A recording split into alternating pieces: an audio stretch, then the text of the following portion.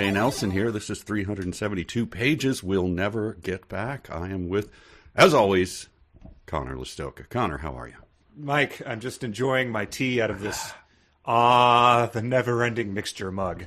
Mine is right back on that shelf right there.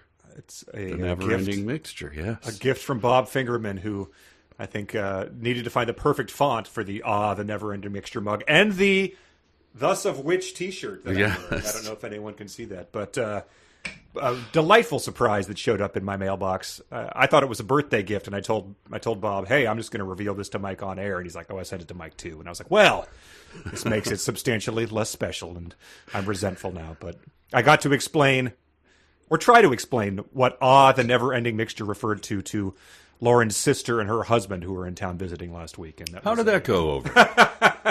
Did they join in the laughter and heartily just immediately understood? They said, we were questioning your path, but we now understand you are doing the right thing with your life, that this is something that you have.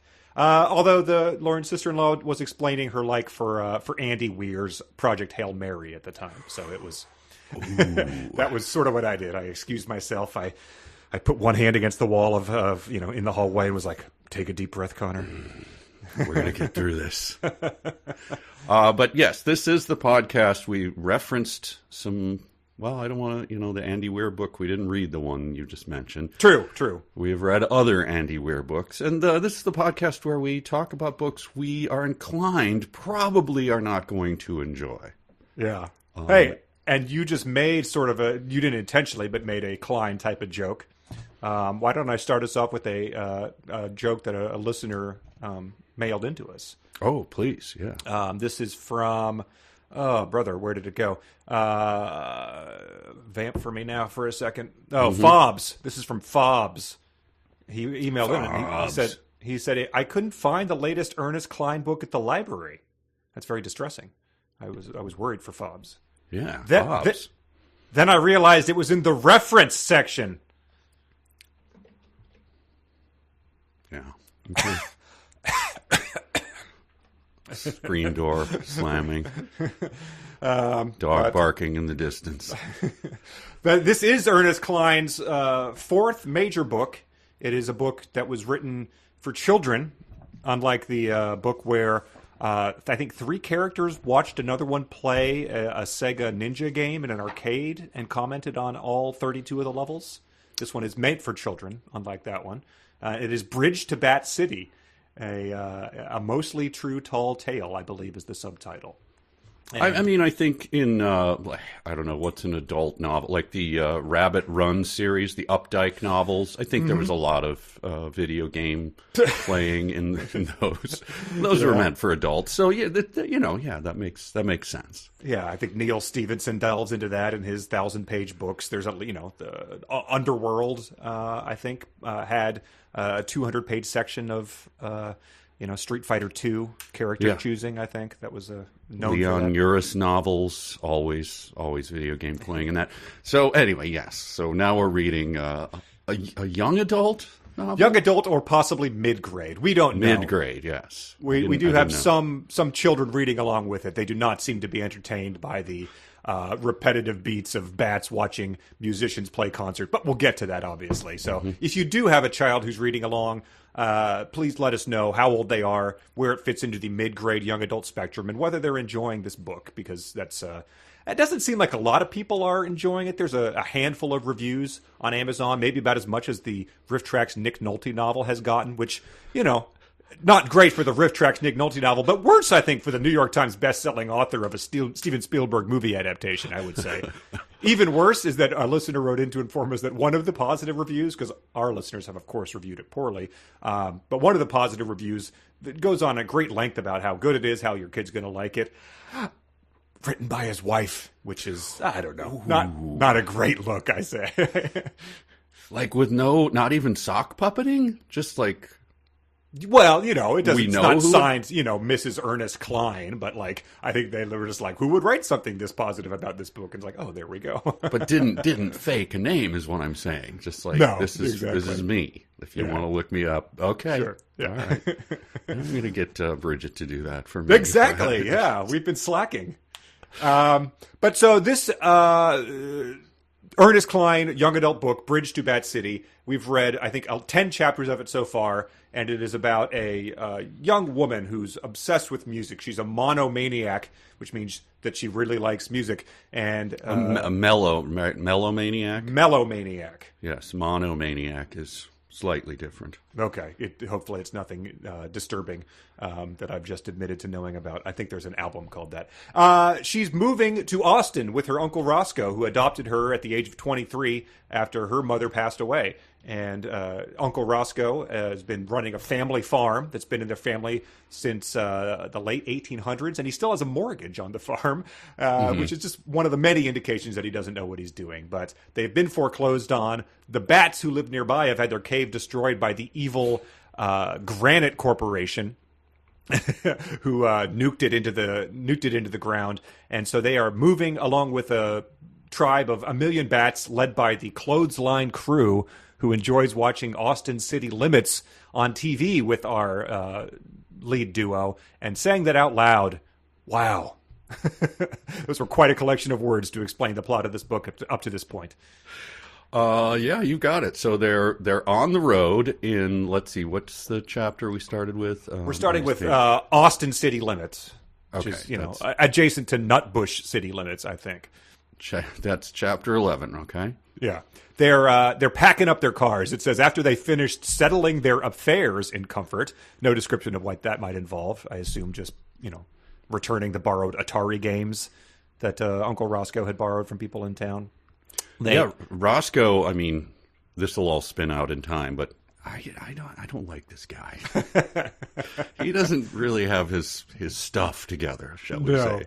You're right. And, he's 23, so, what do you expect? But he did sort of forego his career and education to run this farm out of a sense of loyalty to his dead parents or grandparents or something. So who knows? And he immediately, whizzed it down his leg. And well, yeah, he's eating cereal in Star Wars pajamas. He's he's in deep debt. And anyway. Yeah. But he's also donated, it says Uncle Roscoe had donated nearly everything he owned, except his computers, to the Goodwill that morning. They are moving, it's a day trip away, 7, 8 hours, possibly 9 or 10. It doesn't really seem like it would be necessary to give away all you own and live this monastic existence upon moving to town. You could probably use your toothbrush once you got there. Right. But immediately settling their affairs, that's very, very Kleinish. Yeah, there's a lot that goes into that. Abandoning the house and fleeing, I guess. Mm-hmm. Fleeing. Right. Settling affairs means fleeing. But they immediately play On the Road Again by Willie Nelson when they go on the road again. And even for Klein, isn't that a little on the nose, man? Just off the top of my head, I running on empty, go your own way, don't stop believing, born in the USA, fortunate son, bright side of the road, free falling, radar love. Road. Yeah, sure. I mean, Road to Nowhere, Talking Heads. Brief aside, there's a new game called Music League where you get a theme, you get all your friends and family together, and you all submit songs anonymously. It generates a playlist, and then you vote on your favorites. My sister suggested the theme last Friday of Road Trip. Then everyone submitted it. I put it on random. The very first song that someone in my family had submitted, On the Road Again by Willie Nelson, which was just Lauren's exasperation with can you put 5 seconds of thought into this? But these people, they've been watching Austin City Limits for the past 2 months, so you thought her horizons would have been broadened a bit, Maybe Leo Kottke has a song about traveling. I don't know. Oh, yeah. I don't think he comes up in our reading. Yeah, okay, so Uncle Roscoe donates everything. Does he own anything of his own? Wouldn't it all be repossessed? He's deep in debt. I'm sure if he ever gets a job again, it'll be garnished, right? Yes. It'll be attached, as they sometimes old-timey way of saying it, attached or garnished. Maybe he's and now you don't call me Uncle Roscoe no more, Opal. You call me Senor Ramon. That is how I'm going to be known down here. Pasting on, Halloween store mustache. Yeah, exactly. Yeah. Burning his old passports. And so who knows? But after it says he's donated everything he owns, it says now he and Opal had all their remaining worldly possessions piled in the back of the Red Rambler. So that's just sort of that Kleining and attention to detail in back-to-back sentences that we have come to know and love. And then as they get on the road, so that's not the only music, but Uncle Roscoe switched on his headlights and pressed onward while Opal kept a steady supply of good music coming from the stereo. Now, this is, yes, and that would be, Mr. Klein, what do you consider good music? That's what you do, and then he just stops. Yes. There's nothing. That's most annoying thing. What do you want me to play? Something good. Right. You can go straight to hell. And then, so given the year, did we determine the year? Is it 84, I believe, just based on when the Bats actually settled this thing. So could have been playing Kajagoogoo, Johnny Hates Jazz, Spandau Ballet, New Shoes, maybe steady stream of that. But nothing. We get nothing. No indication. Right. And then later, of course, he just pours it on. So, oh boy. If you because we had a glimpse into Ernest Cline's tastes in Ready Player One. I don't think there was any need to pretend that wasn't just a straight window into his tastes. Yes. And that did involve Kajagoogoo and that type of bands, other bands that you mentioned that I definitely have heard of from Ernest Cline books. So. Yeah, it was just an omission, a glaring one at that. So they essentially ramble on down, and then they stop outside of what I guess is a famous sign, sort of like the Welcome to Fabulous Las Vegas sign, which are the Austin City Limits sign. And they're joined immediately by the Clothesline crew, that says they recognize the sign. And the Bats couldn't read, of course, but they recognized the words written on the sign from the opening of the music show they used to watch at the Flats Farm every weekend, Austin City Limits. So in case you were unclear about that, to get it spelled out for you. And then it says, they recognize the Austin skyline in the distance too, because a replica of it served as the stage backdrop on... Austin City Limits? Mannix Riptide Austin City Limits, the very same show. So, my child can't read... but recognizes the words in the books my child picks up all the time. Like, what is the difference between recognizing words and attributing meaning to them and reading? What is the distinction? Because this comes up later, and it's infuriating. That's a good question. An editor does not catch this gap. There's a huge gap coming. Sure, if you learned, what a Japanese character on something meant, and then if it was on a package of food or something, or you saw it on a TV show, and then you saw it in real life and identified it, would someone say that you just read that? Would you say no? I read. Anyway, that was a strange way to parse that out. Yes. They can't read, of course. Also, is he proud of the? We know that this was coming. Like Austin City Limits.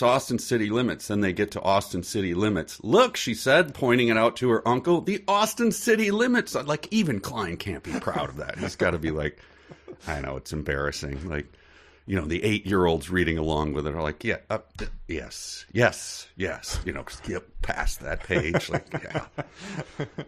I don't know. There's a lot of hand holding, as we've said, but there's also a lot of words in the book compared to what I would imagine if you were writing for 8-year-olds would be. It's a 50,000 word book, so who knows? But it says, so the Bats, it says, she had thought that the rest of the Clothesline crew would be overjoyed about reaching Austin. They had flown so far through the lightning and rain, and now she and Uncle Roscoe had led them to the Promised Land, the city where all those amazing musicians they adored came to perform their music week after week. But the Bats are just like, that's sure how we kill some time on the weekends. We have millions of our kin, some of whom are pregnant and are about to give birth to baby bats. Like you've just led us to this idiot thing. Are you going to lead us to the place where they make Trix cereal next because you like that too? My God, you've doomed us. Here's the Star Wars pajamas factory. Yeah, you like that, Bats? No, we don't appreciate the same things. So the Bats demur over this. Like, we don't want to live in Austin. Also, this is, I think Opal says this, but the bats are like, we're not really into this. Austin just isn't any human city. It's the state capital, the humans' home base, where they make their stupid human laws. Which laws don't bats like? Like prohibitions against murder. Someone slowly poisons her husband. They're like, do you have laws against that? We don't really care. Or is it, because she said Lavaca doesn't think this is a good idea. So Lavaca has a concept of laws as a bat. Yes. But is Brazos, is he the one parsing, is he like unfamiliar with, a law versus like a statute type of thing? Like, I'm curious where this ends. Yeah, Lavaca is very into, knows all about, civil courts and how that differs from actual criminal court. And how there's no double jeopardy, but you can actually. So he's very, very interested in that. Lamar is familiar with the Napoleonic Code, so he kind of wishes they had gone to Louisiana to sort that out. She's knowing this. She knows they're upset with the laws because they say things like, when Opal got close enough to read their minds a little more clearly. So there's proximity involved in this. And then she says, I won't need to translate, Uncle Roscoe. When we're this close to each other, the bats can read my mind and I can read theirs. So as long as I can understand what you're saying, the clothesline crew will be able to understand it too. Understand? No, not really. But I defer to you, my dear niece, since I'm still familiarizing myself with the mechanics of interspecies telepathic communication. Yeah, that's a little turn to the camera thing there. Yes. How about you find a job first before you start turning to the camera, buddy? Let's hand wave this thing away. Yeah. I want to ask two things about this next thing where they're talking about. I think this is Uncle Roscoe doing his pitch to the bats. I think. Okay. Everyone in Austin is different too. The whole crazy town is filled with musicians, slackers, hippies, beatniks, outlaws, cosmic cowboys, and misfits of every stripe. People of Austin, is that accurate?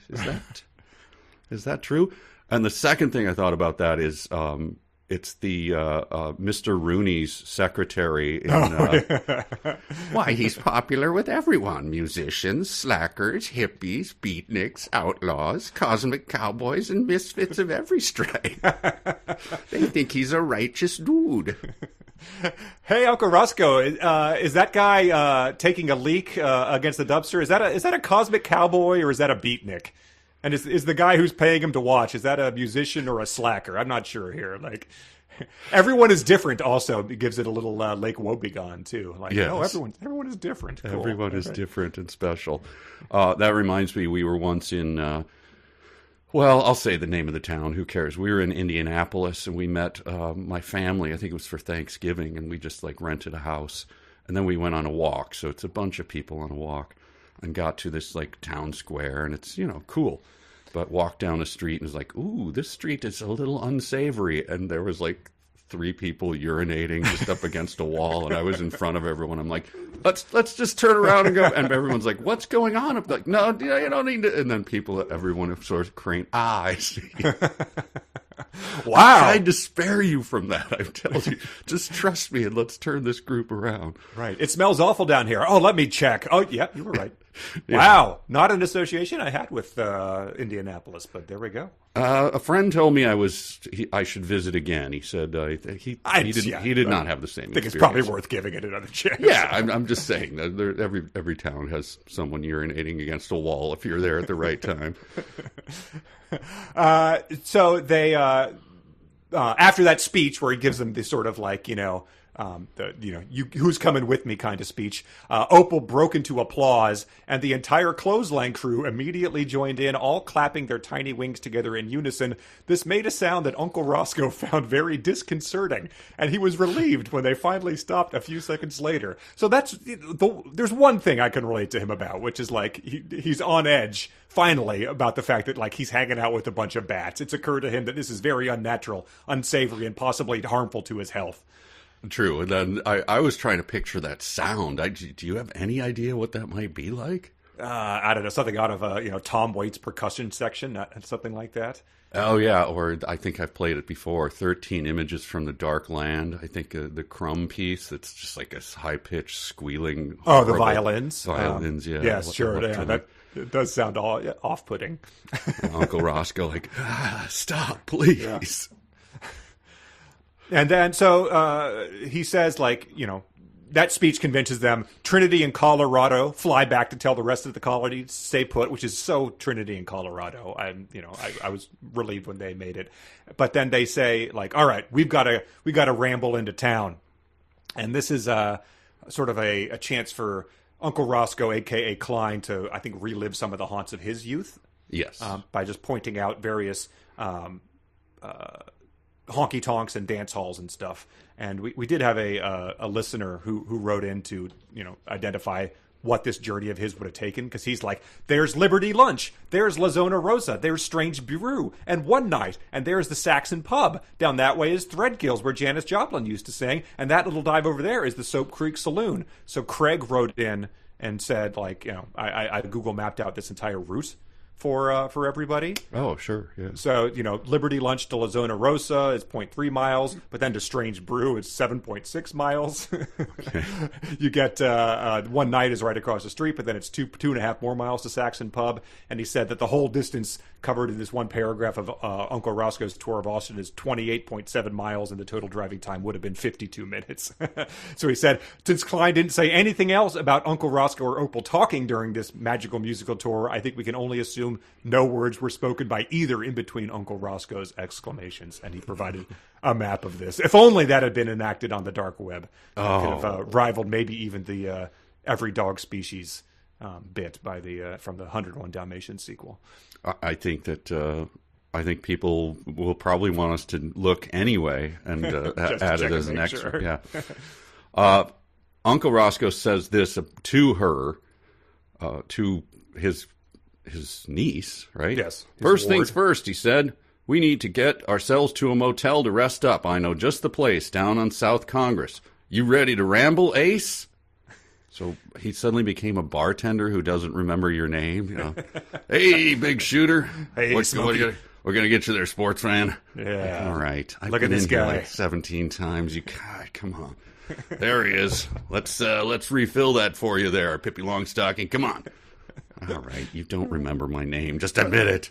Right. And as we've said, like, Uncle Roscoe is not a Sam Elliott character. He is a gangly nerd who repairs computers and wears Star Wars pajamas. So it's hard to reconcile that with the gregarious bartender who doesn't remember your name. Yeah, rambling and listening to Willie Nelson, and I think the only thing he has in common with Willie Nelson is the huge tax debts that he owes. I don't think there's anything else. And maybe the marijuana. I don't know. Yes. That hasn't come up yet. That would be that might take it out of mid-grade into young adult. Yeah, who knows? Yeah, that's true. I do. This is something we get a lot of. You mentioned the hand waving earlier. I forget what that was. Just in her being close enough to the bats can hear. It said here, rambling around the People's Republic of Austin for the very first time. Somehow, Opal already knew instinctively that she belonged here, and somehow and instinctively do a lot of weight in this book. And I'm glad that they were able to combine their forces in that one sentence to dual hand wave away things. Yes. By the way, I do have a note when I just turned the page and got to it. When he's pointing everything out, I just had, oh, shut up, in that whole paragraph. Look, there's a famous Van Morrison song where he talks about rambling.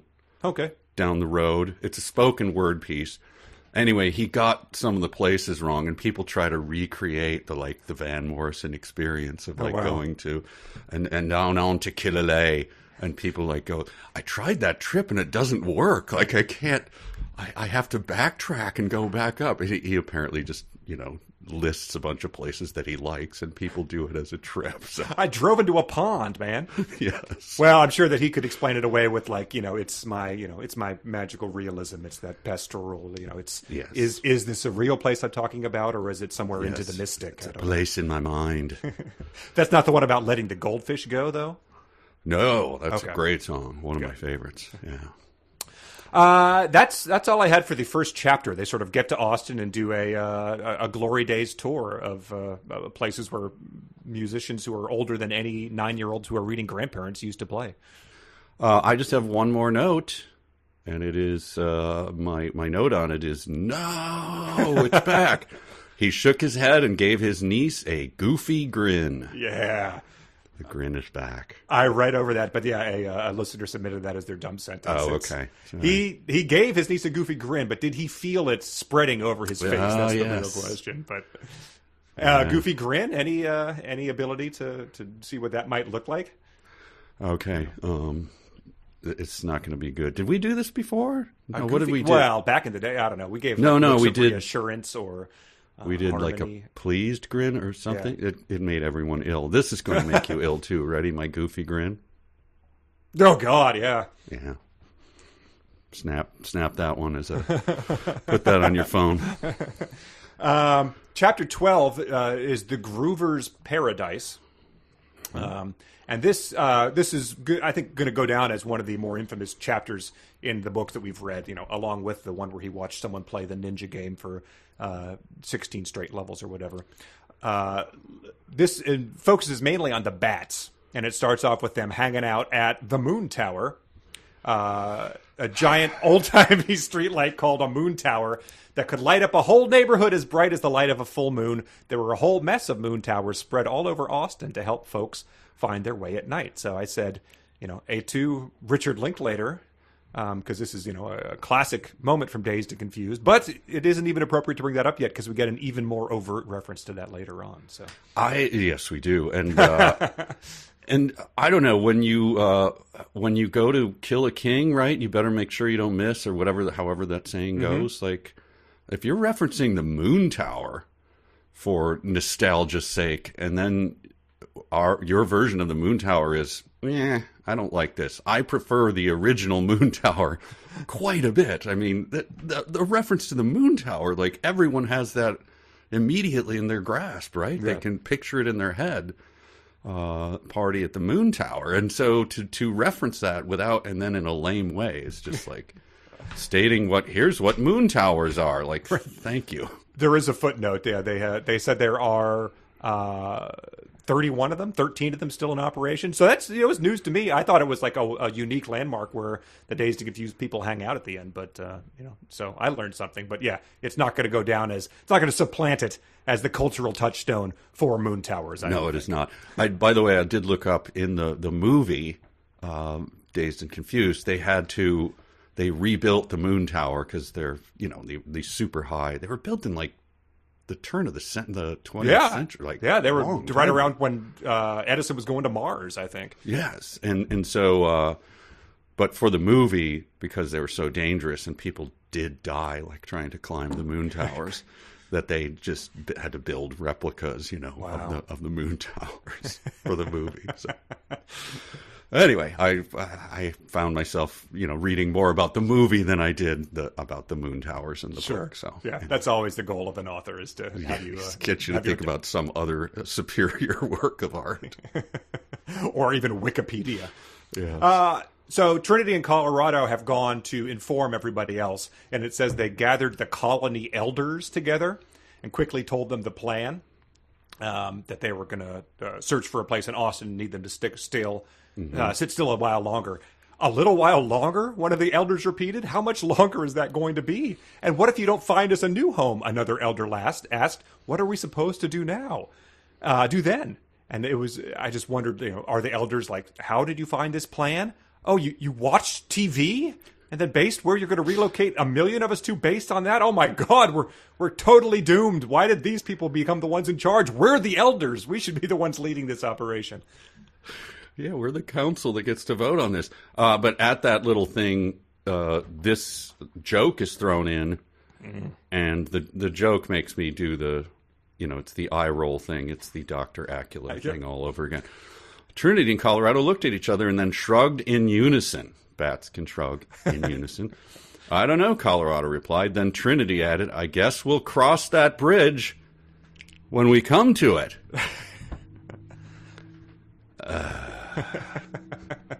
I mean, even a mid-age person is, again, same thing. Like, yeah, okay. Right. We all know where this is going. Sure. And bats know, sort of human idioms and stuff like that. I guess they picked that up from, I don't know, from Austin City Limits or from listening to these people talk. Sure, but, yeah. Are the elders like, and now you're going by Trinity? Is that like when you go off to college and you're not Billy anymore, you're William all of a sudden, and like, you hang out with these humans for 2 months and you're changing your name? Crazy. Then we just get, I mean, this is just a laundry list. I don't know. This was all fanfic, right? It was submitted as real or fanfic. Yes, and probably half of these fooled me.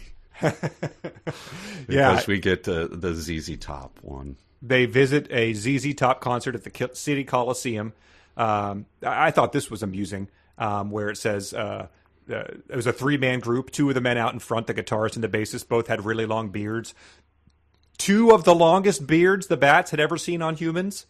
So they've seen bats' beards that are just as long as the ZZ Top guys, which is impressive, but because these are just 2 of the longest beards. They're not the 2 longest beards they've ever seen on humans. I just thought that was impressive. Maybe some of the guys in the Granite Company had long beards, which you think would be to their detriment of working with heavy machinery. It could, get sucked into a, thresher or something and shake hands with danger ensues. Yeah, I don't think. How long do bats live? Probably not that long, right? Probably. So how many people have they? How many people have they seen? I mean, Austin City Limits. How many acts are played on Austin City Limits per? Because they only came for that, right?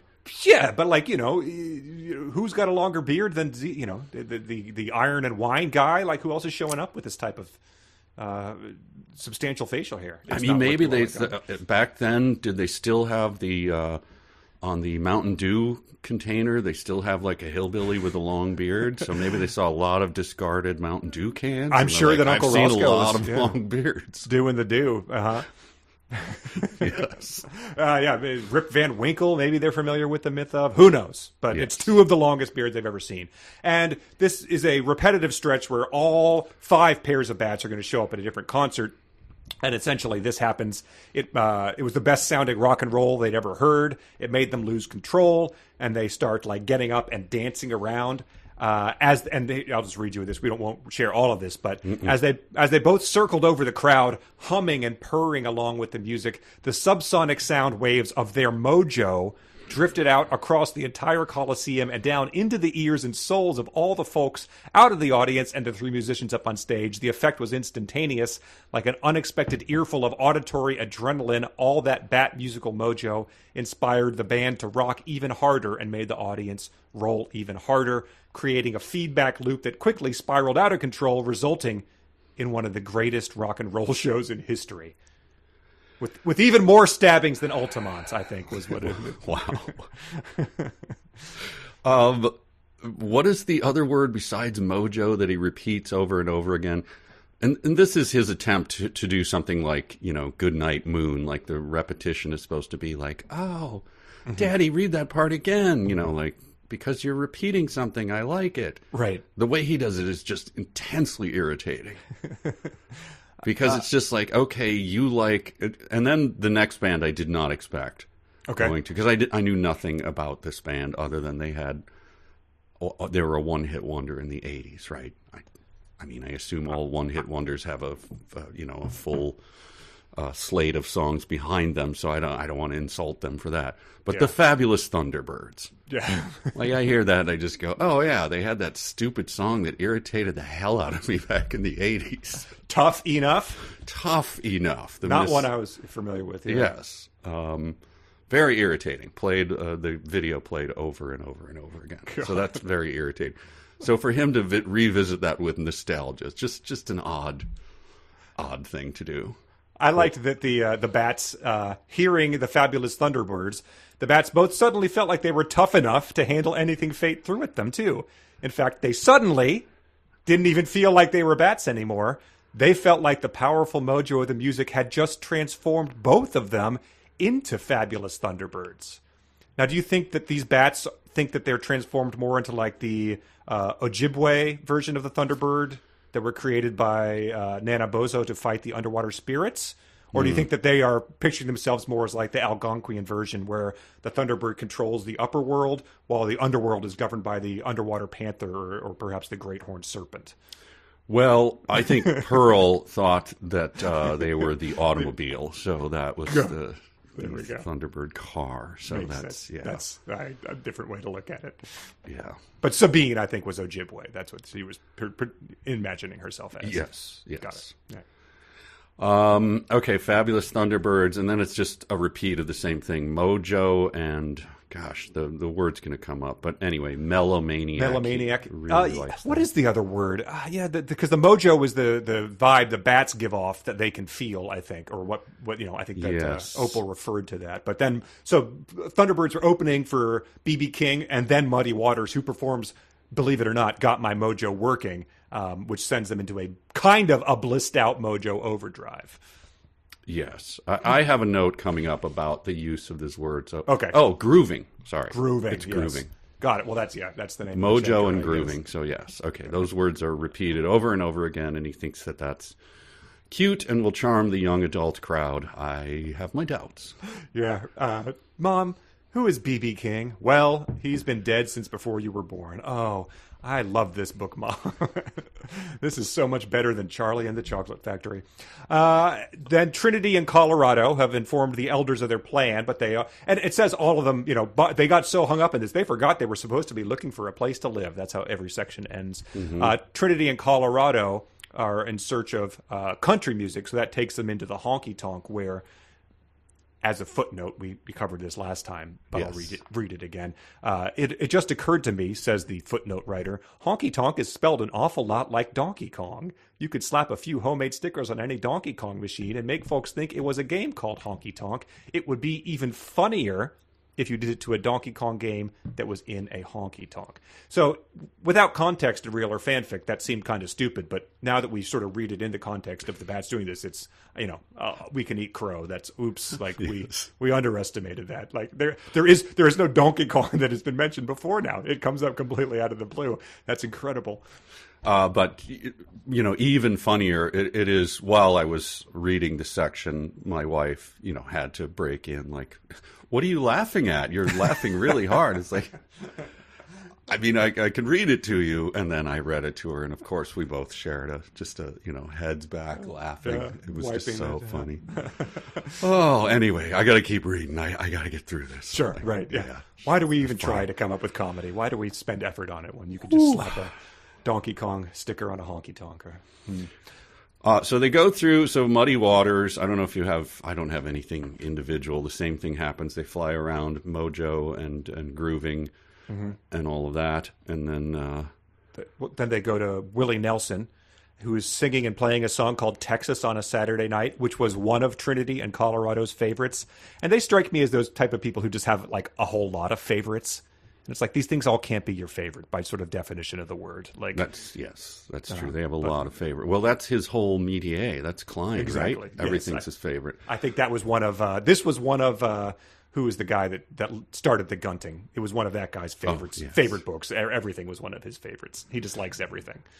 The bats, by the way, I think this is before this. I don't have the book right in front of me. Unfortunately, after they got their hopes up, they discovered a sign posted out front that said all those empty buildings were scheduled for demolition in a few days. Can the bats read or not, ladies and gentlemen? Editor, you stepping in here? You said the bats, of course, couldn't read. Now they're reading just fine, it seems. They're reading post no bills. They're reading like the fine print of demolition notices from the city. Right. So come on. Was there a no bats sign and then spelled out with explosion? I don't know. That's not worth. It's a unforced error. So yes. But Willie back then, in the 80s, was in his 80s, right? I mean, this guy, it's so amazing that he's still with us, right? Yep, he went from 28 to 78, I think, one evening. It's a good move. You should do, if you're at that age that you can do it. Like Roscoe should do it at 23. where you just cement your look, like just get long gray hair and grow a big mustache, and then people be like, I don't know, what is he, like 40, 70? I have no idea. That's Willie Nelson. You can get away with a lot at that point in time. Yeah, just settled on I'm an old man. You don't know how old I am. Oh my God, Willie Nelson was like 31 in 1984. The next thing they do is Cesar and Jacinto go to Sweet Sound of Tejano music, where they discover a young woman named Selena. And I thought if you ever were going to make a heel turn, Klein, this would be the moment to do it. But they also inspire with their mojo for Selena to sing even louder and danced and spun even faster and put out even more mojo of her own. It was an incredible show. I have to imagine membership in her fan club soared. Maybe even got a new president. Who knows to say after that show. Do you understand what the president of Selena's fan club murdered her? That was what I know. Okay. we can shake our heads there. But she then puts in a footnote about Selena, who says that she compares him to Buddy Holly. Selena never let the discrimination she faced get to her, and she never gave up. She became a huge superstar all around the world. She died too young, like Buddy. Not exactly like Buddy, but just like him, she's going to live forever because that's how long people are going to be enjoying her music. And then the next word is? Forever. Forever. That's how long. So Kleinian. Like, people are going to enjoy her music forever because that's how long they're going to enjoy it. Forever. But they do say about the bats. This was a weird thing. Like, why Selena? I don't know. It doesn't matter. And not then he just references she died too young. Like, dude. Well, it is, again, intended for 8-year-olds in theory. So, like, you can't have it both ways. I guess so. But Selena was singing Como la Flor, the most beautiful Tejano song the Bats had ever heard. How much Tejano music have the Bats heard? I suspect it's one of their favorites, Mike. I guess beards and Tejano music are things that are very abundant in the Bat community. Yes. I mean, they didn't it say they would fly down to Mexico, and that was when they sang "Boogie Back from Texas" on their way back. Oh, okay. So maybe their big old beautiful cave in Mexico was outside of a performing venue or something. And then we get Koenig and Lamar, who are witnessing the legendary rap group Run DMC performing their first ever show in Austin. And so you just called out one of their favorite Tejano songs. They're hearing Run DMC rap It's Like That. Koenig and Lamar had never heard anything quite like it. But I was confused because I thought they were big fans of hip-hop. And when it did introduce them, it said they loved grooving to rap, hip-hop, and funk music. So they love rap, but they've never heard anything like, the platonic ideal of 80s rap, which is, Rum DMC, like being like, my name is Run, and I'm here to say.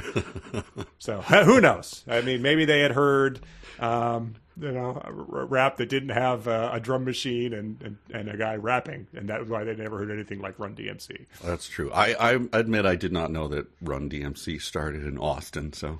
But they didn't. They're from Queens. That's their whole shtick. Is that so? This is their first ever show in Austin. They made the trip there for the first time. Well, it's okay. All right. Yeah. Everyone else was Austin, right? Yeah. I mean, Selena is probably from.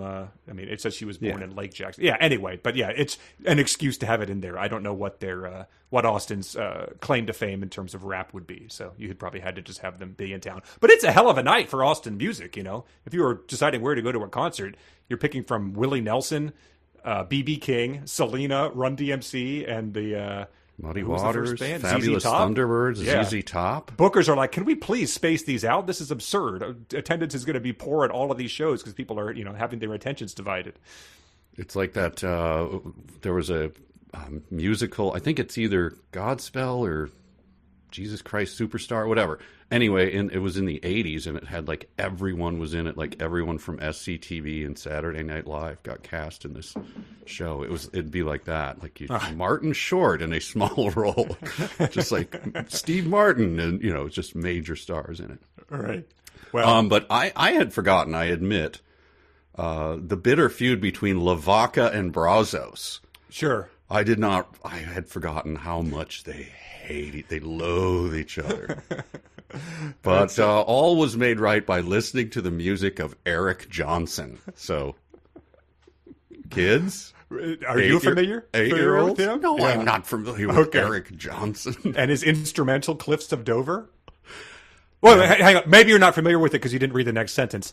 An instrumental is a song without any lyrics or singing. Oh, my God. Just music. So, you're throwing Eric Johnson at the 8-year-olds, but then also trying to explain to them what an instrumental is. Instrumental. But yeah, Lavaca and Brazos were so lost into music that they didn't realize that they were at long last finally dancing together. It couldn't happen soon enough for me, I'm telling you, as a reader. It has been a will they or won't they, Sam and Diane kind of thing. Yes. That's what I've had, my takeaway.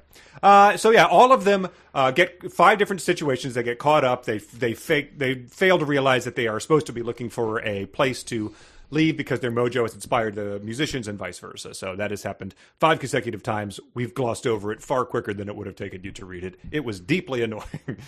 The repetition of it, we didn't. If we did that, you would, you'd throw your listening earphones device across out the window. Yes. However you listen to this. If you listen to it on a full stereo file, tube amp, you'd take each piece, unplug them carefully, roll up the cords, and throw every single thing out the window. If you do that, please send us a picture of your rig. Yes, we would like to see it, and let us know how Rush sounds on it. Yes. The next chapter. Musta Nada got a lot of sleep last night. Goes back to our heroes, Roscoe and Opal. Uncle Roscoe knew his way around town pretty well because he'd spent a few weeks visiting Austin the summer after he finished high school, back when he was still planning to attend UT. Whatever you say. He remembers it from then. I had a summer job for a couple weeks because it ran out for reasons I won't go into. But I was driving around a new town, I was doing landscaping work. So I had my own truck, right? Mm-hmm. And I'd drive to places I didn't know. So I had to get one of those, back then you had the little map or whatever. If I went back to that, I wouldn't know how to get around. I was there for a couple of weeks. I was the same age as Uncle Roscoe, so but I wouldn't know my way all around the place anymore. I remember one time I was a senior in high school as well, and my friend's parents took me up to, we were looking at a college that was outside of Philadelphia, which someone once said makes me a coastal elitist because I went to look at colleges. But anyway, so it was near where my grandmother lived, and I was like, oh, there's a good cheesesteak place around here. And I spent spent 20 minutes trying to direct my friend's parents to this place before they were like, you don't know where you are. We don't know where we're going. We're tired of wasting this time. But it was I don't know. I think it was close enough by here, but it was completely the wrong highway exit. It was not. So I have my doubts that Uncle Roscoe, in between his viewings of Robotech, was really doing his homework on the streets of Austin. I did that once to a bunch of people. You remember the restaurant in San Diego? I think it's a chain, the Tilted Kilt. Sure, yeah. It's sort of Scottish Hooters, right? Yeah, scantily clad women in little skirts was the thing. I just remember that there's this, we can get a pint or something here. And I had everyone walk, and I'm pretty sure it's over here. And it was 5 hours later, we get to the place.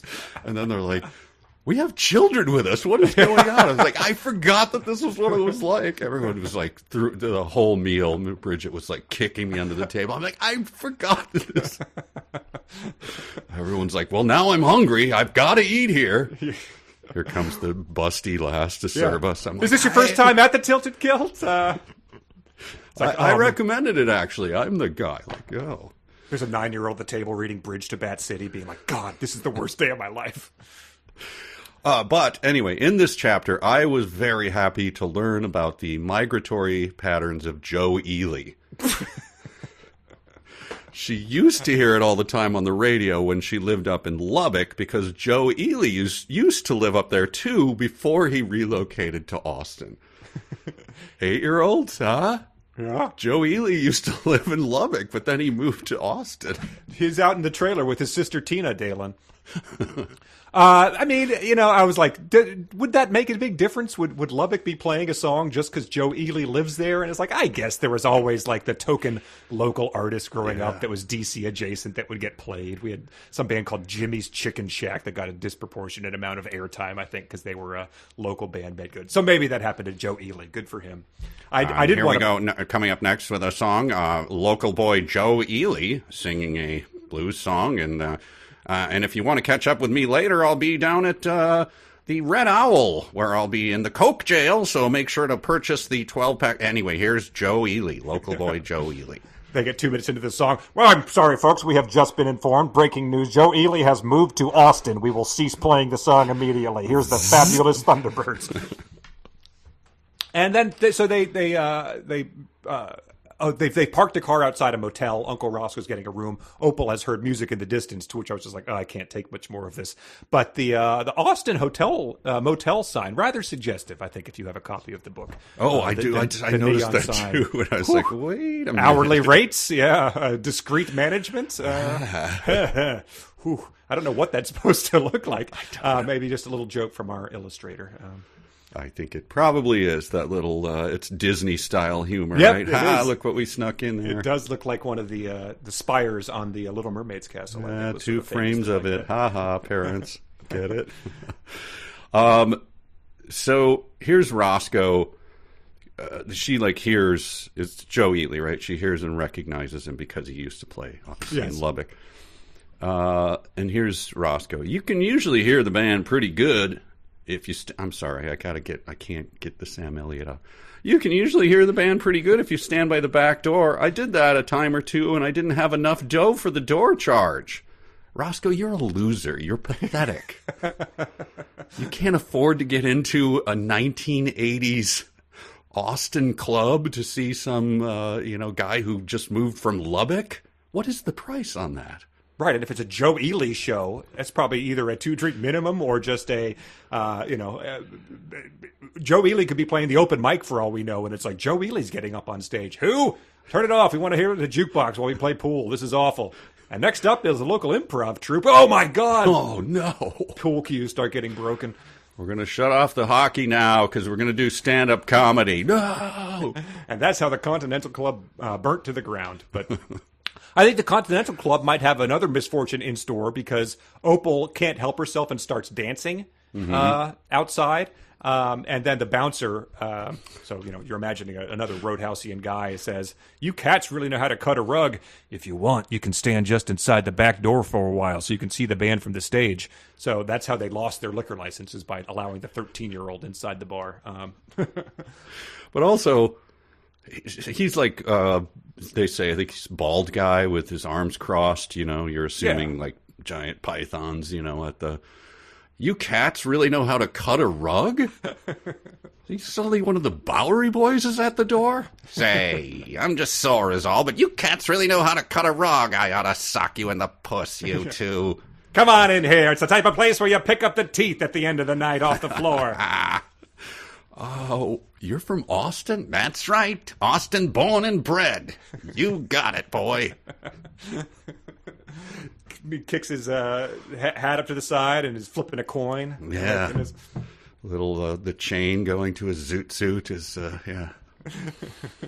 But then, so this is just a nice little Kleinian back-to-back sentence again. Opal had been listening to her music her whole life, but this was the first time she had ever seen or heard it performed in person, unless you counted her church choir or junior high school marching band, which Opal most definitely did not. So, there's just better ways to phrase this, probably, I would say, other than providing a bold claim that sounds like it's probably untrue no matter what, and then immediately providing multiple examples of it being untrue, which is like, it just like it was the first rock and roll concert she'd ever seen in person. It's a very easy way to put that. Yeah. And my first rock and roll concert, well, Rush, ladies and gentlemen. 15 years old. Very nice. Yeah, it was not my idea. Anyway. Yeah, so here's where mojo and grooving just like, oh, God.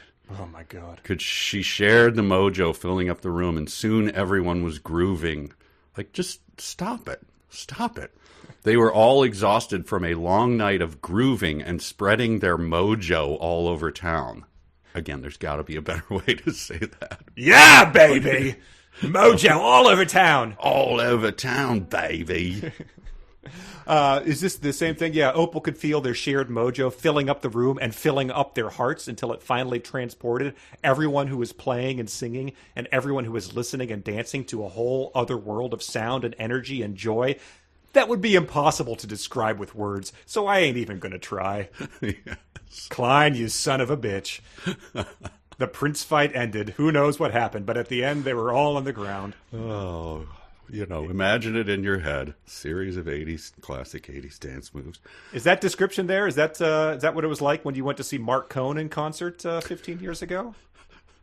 It is. That's what I thought. That was my first thought. That must have been what it felt like when he finally played Walking in Memphis. Bam, second encore. I've told you that's another one of those things where, like, I don't like the music, but I ended up liking Mark Cohn. I was thinking of that the other day because this song came on somewhere or something, and when he does that thing, like, tell me, are you a Christian? And I said, ma'am, I am tonight. The place that I was at, of course, went nuts, bananas. Yeah. But he did an intro to it where he was very humble about it. He's like, hey, man, you may not like the song. He acknowledged that, like, people, but he's like, it's allowed me to travel the world, and I met all these fine people, and he gave them all, like, a showcase and everything. I was like, he seems like a decent guy. Hate his music. But yeah.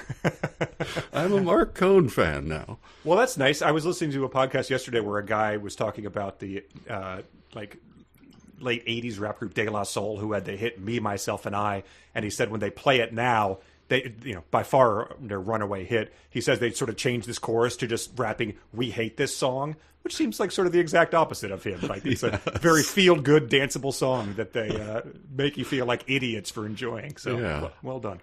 Sorry we gave you a bunch of money to play this song at one time. Sorry about that. They probably lost all the money from that song because they were sued by... A little bit of lore, Riff Tracks lore. Do you know who they were sued by? Oh, no, I don't. The Turtles. Oh. Who we've met. The guy we have met a turtle. Spent some quality time with a turtle. So once they have grooved to the music of Joe Ely, the next morning the Clothesline crew is sort of like talking about how they all spent their nights. It says they had, after a heated discussion omitted, but I wanted to know more about how these bats would have a heated discussion, being like, you went to see Run DMC, well, you went to see Selena. But they came up with a simple solution to the dilemma, so they're going to sleep at night and then search for a place during the day so they won't be distracted by these, by the grooving and the mojo that happens every night in Austin. Inverting sleep, by the way, not an easy thing to do, and I'm imagining for bats probably an even more difficult thing to do. Mm-hmm. But that just gets wiped away right away. It wasn't a promise they were able to keep, is the next sentence. Okay. So, like, inverting their time, that's a chapter in something. Like, there could be a lot of humor or whatever, and people trying to... Yeah, bats flying around during the day would be like, oh, okay, Yeah, how do people do this? Like Lamar is, drinking coffee at 1 a.m. Right, this is odd. Like, the alarm goes off. But yeah, because when humans do it, they're going against their body's rhythms. But there's a whole social aspect where if you're awake all night, you're interacting with fewer people. You're doing seedier things. So for bats to do it with no society or anything like that, it would be quite the process. Always their ties always cocked over to the side, like I can't do this anymore. I worked nights for quite a while, and the thing that used to irritate me is my friends look, I worked from 10 at night till 10 in the morning. Could you just give me a chance to sleep? And they'd call me, it'd be like noon, like, aren't you up yet? Like, I've been asleep for an hour and a half, you idiot. Come on, let's get going. I could never get it straight. I'd just go like, fine, just pick me up in a while. And then I'd get in their car and just go... Right. Never got used to it. Everyone wants just this once. Come on, let's go to lunch. Like, are you going to miss it so you can sleep? Well, that's the end of that chapter as they negate the thing that they introduce. But I think that it's a good time for a break for some real Or fanfic. Yep. I actually forgot I had to do that. Fanfic. Real fanfic. All right, here is Real or Fanfic, the beloved segment on here where we get to embarrass Mike with his ability or inability to detect which of these are going to be future segments of Bridge to Bat City by Ernest Cline, New York Times bestselling author, millionaire, Steven Spielberg, crony, Muse, yeah. slam poet, and which of them are written by our beloved listeners, the Jackals, who support the podcast on Patreon, patreon.com/372pages, where all sorts of fun stuff has been going on. We posted my brother and sister's Paul Harvey stories this week. We posted, you described yourself as critiquing Hotel California by the Eagles. Hotel California, it's about time. And we posted your childhood bat story, which was surpassed even my expectations, and I've known you for quite some time. So that's an insane story, yeah. So get over there, join. You can listen to it, you can hear all those things, and then you can submit real or fanfic to try to trick Mike. But anyway, we have 5. They could all be real, they could all be fanfic, or some combination of the two. Number 1. After hearing Uncle Roscoe's voice giving the go-ahead over the walkie, confirming that the speakers were squarely mounted at the top of the moon tower, Opal double-checked the cables streaming out the back of the TRS-80. Okay, Opal, she told herself as she cracked her knuckles and flipped on the power switch with a heavy chunk. Let's boogie. She entered the command, run BBBB, the name she and Uncle Roscoe had decided to give their basic program. This was it, their last chance to save the clothesline crew and the rest of Bat City. Suddenly, the sounds that Opal and Roscoe had carefully programmed onto that floppy disk began streaming out through the scintillating night air that blanketed Austin. With any luck, and a bit of mojo, the bats would pick up on the frequencies and understand the danger they were in. Wow, that's good. That's touching all the bases, so that's good. But I was just thinking, meanwhile, like Joe Ely is like opening a box, like my books, and what is that racket? I am trying to unpack, having just moved from Lubbock. Right, he's giving a free concert in the park and is drowned out. It ruins his career. He has to move back to Lubbock in shame. The local radio won't play his music anymore. Oh, crawling back with his tail between his legs. Wow, that one's tough. That's so good. I don't know. I'll say real. Okay. Number 2. As soon as Opal entered the alleyway looking at the poster of Buddy, she sensed something was wrong. But it was too late. The evil, bat-hating people closed in on her until in the distance she heard some tunes. Then she saw Uncle Roscoe in the Red Rambler. The bats heard him too from across the city. As they swarmed around the Rambler, she was amazed at the sight. It looked like the face of her favorite musician, Buddy Holly. I'll say fanfic. Okay. Number 3. Opal's mama had always told her that a stranger is just a friend you haven't met yet. So when Opal and Uncle Roscoe met someone who might be a friend someday, they always introduced themselves as the Girds. Girds was their own special secret made-up word. They heard it on an episode of Fraggle Rock one Saturday morning and decided it fit them to a T. It meant they were geeks and nerds combined, because Opal and Uncle Roscoe were nerds about some things and geeks about other things at the same time. Sometimes when they were watching TV together, or when Opal was listening to music and Uncle Roscoe was working on a computer, one of them would say, "Look at us, just a couple of Girds," and the other would start laughing, and would laugh and laugh until they couldn't breathe. The word made Opal feel special, like she was part of a secret club of people who knew about things like Buddy Holly and Muppet Babies and Atari games and all the other things she and Uncle Roscoe loved. Oh, Gunters, eh? GERD. Isn't GERD gastrointestinal reflex disease? This is GERD, I guess. But yes, you're correct. Sure. Well, Gunt has some unsavory associations as well. That's true. I'll say fanfic. Okay. Let's see. Where is it? Number 4. Just as the commotion began to die down a little, Rick Linklater emerged from the audience and walked up to the podium. He politely introduced himself as a local independent filmmaker and then told everyone how the bats had helped out the cast and crew of Slacker by bug wrangling all the mosquitoes trying to sabotage the making of their movie. Then he pointed out Opal in the front row. I'd also like to thank my friend Opal here for being our bat wrangler, he said, raising a copy of their bat zine high over his head. And I also want to thank her for having the courage to exercise her First Amendment rights to freedom of speech and freedom of the press, to do battle with our local bureaucracy and challenge the lies of their puppets in the media by delivering the truth directly into the hands of the people. Rock on, little sister. The bats belong beneath the bridge. Wow. I mean, didn't we sort of predicted this? Oh, no, we predicted thought that that Klein himself he would might show up. Yeah. But this is whoa, I don't know, man. I have to say fanfic. I can't say that that's real. And here's number 5. Uncle Roscoe pulled up the Rambler to a bank overlooking the Congress Avenue Bridge.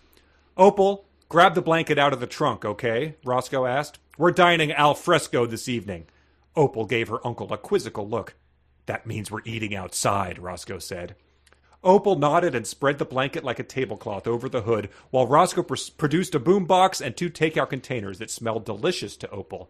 It's from Threadgill's, Roscoe explained. The best chicken fried steak in the known world. Nay, the known universe. He tilted his hat back and took a bite. It seemed to Opal that she had never tasted anything so delicious. Roscoe looked at her knowingly. It's the buttermilk that does it. It seemed to Opal. Now, that's very Kleinian, but... What was that? It seemed to Opal... that she had never tasted anything so delicious, yes. Why can't it just be... She'd never tasted anything so delicious. Yeah, well, it's like the bats. It seemed to the bats they had never seen beards this long before. Yes. Gosh, it's a nice Kleinian touch. I don't know. I'll say real. Take my lumps. Okay. All right. Well... I mean, well, that's what else can you say? Doesn't sound good. Number 1 was up on the moon tower, walkie-talkies, running a basic program called Run BBBB. You said real for that one. That was fanfic submitted by Jay. Wow. Very good. Yeah, it had a suddenly. It hit all the beats, as you said. Yeah, so good it job. did. Number 2, this was the bats swarming into resembling the face of their favorite musician, Buddy Holly. You said fanfic for that. That was indeed fanfic, also written by Jay, but this is a 9-year-old Jay. So I had to see. If you mistook 9-year-old Jay's fanfic for the prose of Ernest Cline, it would have been the greatest moment in podcast history. Alas. 1 for 2. Number 3 was, the Gurds and Fraggle Rock. You said fanfic for that. That was fanfic, written by Ruth. She said it was inspired by a real-life encounter that another jackal had shared in our Discord. I don't know what it was, but maybe elaborate on that. So that's 2 for 3. Number 4, Richard Linklater praising Opal for wrangling the bats on the set of his movie Slacker. You said fanfic. That is real from later in the book. God. Submitted by Ben. God. We had a couple things from later in the book that I just couldn't... I mean, come on. Forrest Gump, Gump and Co. There we go. Jeez, that's awful. And then number 5, so I think you're 2 for 4. Number 5 was Dining Al Fresco from Threadgill's, and it seemed to Opal she had never tasted anything so delicious. You said real. That was fanfic submitted by Mary. Yep, that makes sense. 2 for 5. Oh, well. Wow, I thought your last one was really good. You were. I did okay last time, but yeah. Oh well. Oh well. What are you going to do? Gives me to 50-50 maybe? Probably for this book, maybe, but... So, coin flip. Nice. Yep. All right. Chapter 14 is titled This Must Be the Place. And this was the point where I had to do it. When it said they went to Magnolia Cafe for breakfast, it was feared with some of the weirdest and most interesting looking people she'd ever seen. What's your over-under on the weird count in this book? Oh, weird covers a lot of bases. I'm going to say 7. Wait, just the number 7? Yeah. Oh, 73 is the count. Oh, come on. 73? He likes to say weird. There's another weird in the next paragraph, too. I forgot his diatribe about the stickers and everything. Yeah. Keep Austin weird. Okay, yeah, but it's landed on thick, even for that being a major thing. He's eating a plate of something called migas, along with four or 4 or 5 breakfast tacos. Uncle Roscoe told her that it was tradition to eat Mexican food for your very first breakfast in Austin, and for every breakfast after that too. But it seemed too weird for Opal, and besides, she wanted pancakes, which cast their earlier taco discussion in a distressing new light. I think, when he said, "We've got all the fixings back at the house ready to go." I love tacos, Opal declared. So hey, yeah, seems to be at odds with it. So then, right after that, like immediately, here's what bugs me. After breakfast, they rambled up Congress Avenue to the office of the local newspaper, which was called the Austin American-Statesman. It was located right on the shore of Town Lake. Uncle Roscoe had rambled down there to apply for a job opening he'd just read about in the Statesman Classifieds earlier that morning. No, like in the previous paragraph. I mean, I guess technically it is earlier that morning, but it just happened. You were just doing it. You were just eating what is it, migas or whatever? Migas and breakfast tacos. You were just eating them and circling it on the thing. So it was just very odd for him to say, which he'd just read about earlier that morning. Like that's the whole point of this thing. That's the whole thrust of this stupid little chapter. And it's sort of the way that like a linear narrative works too, right? Like they described him doing that, and then in the very next paragraph they remind us of when it was, and it wasn't the very previous paragraph. So it's not really a book that's taken a lot of risks with that structure. So I think we can assume that if we've read about something, it did happen previously. Yes, we're not. This is not Inception or anything, right? I don't have to keep track of is the top still spinning. So they. Then when he's gone to do his thing, she turns on the radio, of course. Mm-hmm. And a song she'd always loved happened to be on, called, weird sentence structure, but whatever, "This Must Be the Place, Naive Melody" by Talking Heads. Aren't they famously an East Coast art school scene? Yeah. Should she be listening to this in Austin? I don't know. This just seems odd for him to suddenly swerve and like, please, let's keep it Austin-based here. Well, I think sometimes you just have to insert Run DMC or Talking Heads, "This Must Be the Place" into your narrative when she's realizing that this must be the place, I think. So, but she's always loved it. Is it another favorite of hers? I think she's just, I love everything. I love tacos, and I love pizza, and I love Talking Heads, and I love Lamp. That's just... You love... tacos here. Do you want some tacos in Austin? God, I just puked on the wanted ads. That's too weird. Roscoe, what the hell? Sorry, I'm still processing the grief of my mother who died mere weeks ago, and I'm very nervous about this new town. I don't have any friends my age. It's just a lot to throw at a 13-year-old. Plus, every time we pass a cop, you tell me to duck down, and then you put on a fake mustache. So it's just a bit much, is all. Yeah. The registration in this in the Red Ramblers thing says it's registered in Illinois to a guy named Frank Johnson. What's going on here? Well, here we go. This was the first. I had this realization here. She spies the Congress Avenue Bridge. It was a bridge, a big old beautiful bridge on Congress Avenue that stretched all the way across Town Lake, connecting the south side of the city to the north side. Mike, it's almost like the city is a character in this book. Oh my God! The city of Austin is sort of just a character here. That just occurred to me. I've never read or seen a movie or anything like that where that's been the case. So he's onto something new here. That's one of the things I will do where I will misdirect Bridget, like we'll be watching a movie or something, and then I'll like, can I pause just to make a point? She'll be like, yeah, sure. Like, it's weird. It's really interesting cinematography. It's almost like Chicago itself is a character. She'll be like, damn it. Oh, there's going to be someone who's just like, I looked up both of these guys, and their wives both left them 5 years ago. They talk about it as if it's an ongoing thing, but clearly this makes sense in retrospect. That they're always showing them these things and annoying them just for the sake of it. Yep, we're John Candy in the what's the travel movie that Planes, Trains. Yes, yeah. Classic. We don't actually have that. Yeah. Yes, classic John Hughes. And so she sizes up the Congress Avenue Bridge and intuitively could already tell there would be more than enough room for the entire colony to fit under there. So she's a long-distance bat appraiser. Yes, the big old beautiful bridge thing, by the way, that almost physically hurt me. It's like, oh, God. But then she gets attacked by the mosquitoes, and so, light bulb. And I just thought, so go to hell, owls, hawks, and mosquitoes, but hooray, bats. It's just like, I'm fine with it. I just want to know what is the thinking there. Right. Like bats are wonderful and cuddly, but owls and hawks and mosquitoes and everything. I don't like mosquitoes either. I'm just saying. Sure. No, I think we can all agree on that. But yeah, it is like, every day I wake up, I put my head over my eyes, I throw a dart at a poster of the food chain, and that's the tier of it I'm going to hate that morning. Like, yes. Apex predators. I hate them now. Come on, damn wolves. But then at least he explains the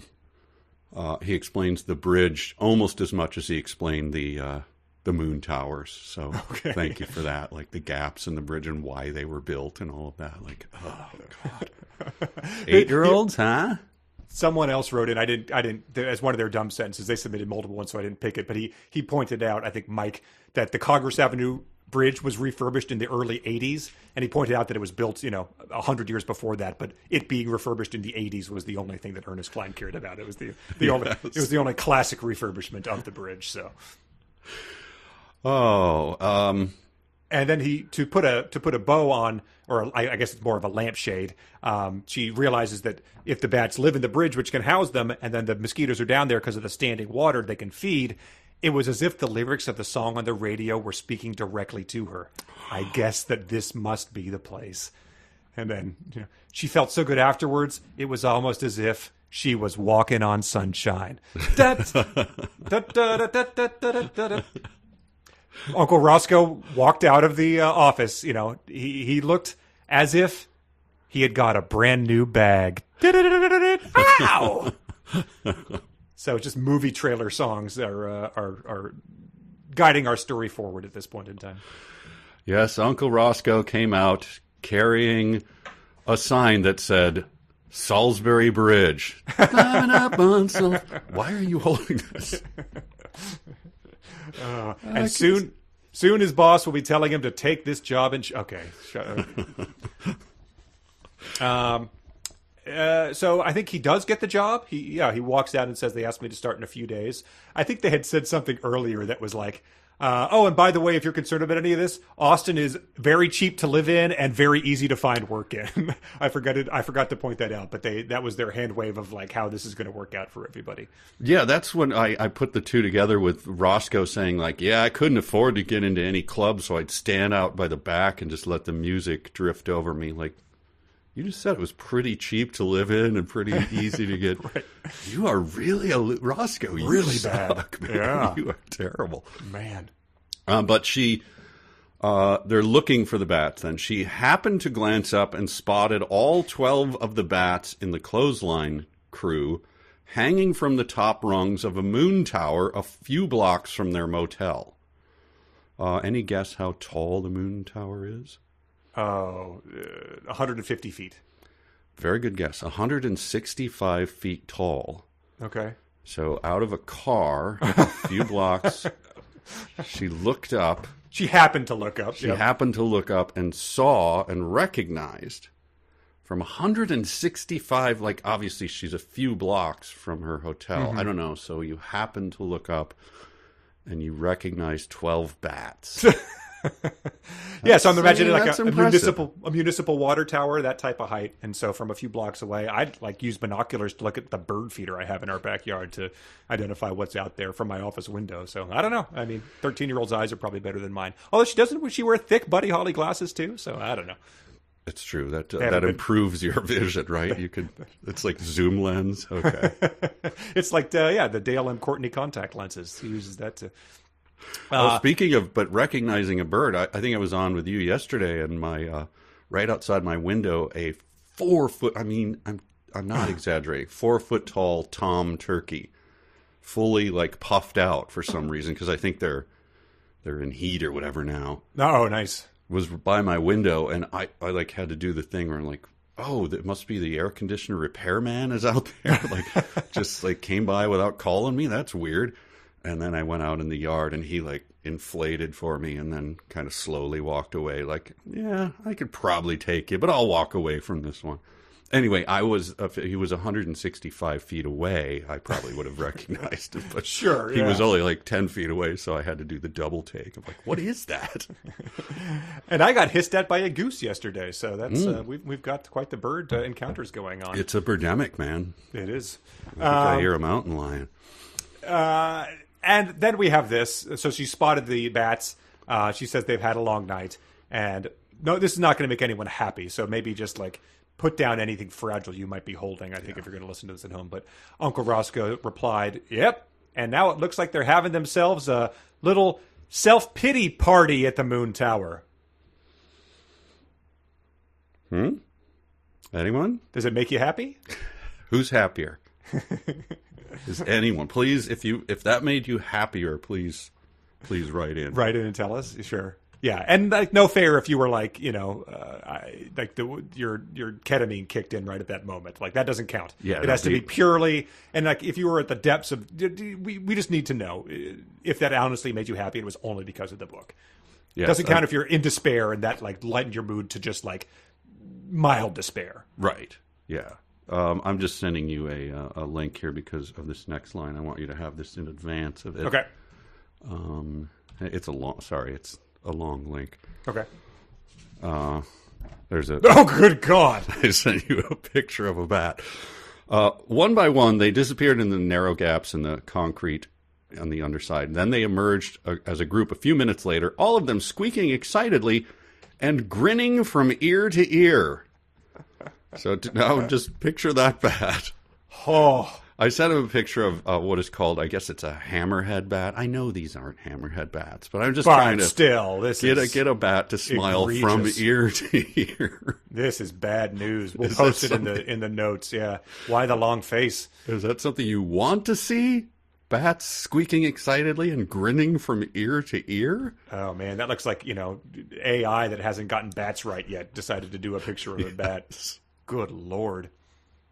God. Here's another one that I thought this is what I thought your how many weirds you thought was in here, because they show up to the bats, they park, and then they show the clothesline crew the big old beautiful bridge. All 12 of them began to chitter and squeak excitedly as they circled around it, scoping the place out. One by one, they disappeared into the narrow gaps in the concrete on its underside. Then they emerged as a group a few minutes later, all of them squeaking excitedly and grinning from ear to ear. So there would have been a few more of those before then. I thought we were going to have a lot of excitedly, but there was only like 7. But you can understand why I was confused, because they do things excitedly in back-to-back sentences. Yeah, that is true. That's speaking of whether or not this excites people, I just want to read this. And is this going to make you happier or not? Just write in about this. This happens right before this bridge thing. They rambled over and parked the red Rambler near the base of the Moon Tower. Who's happier for having heard that? Anyone? No, of course you're not.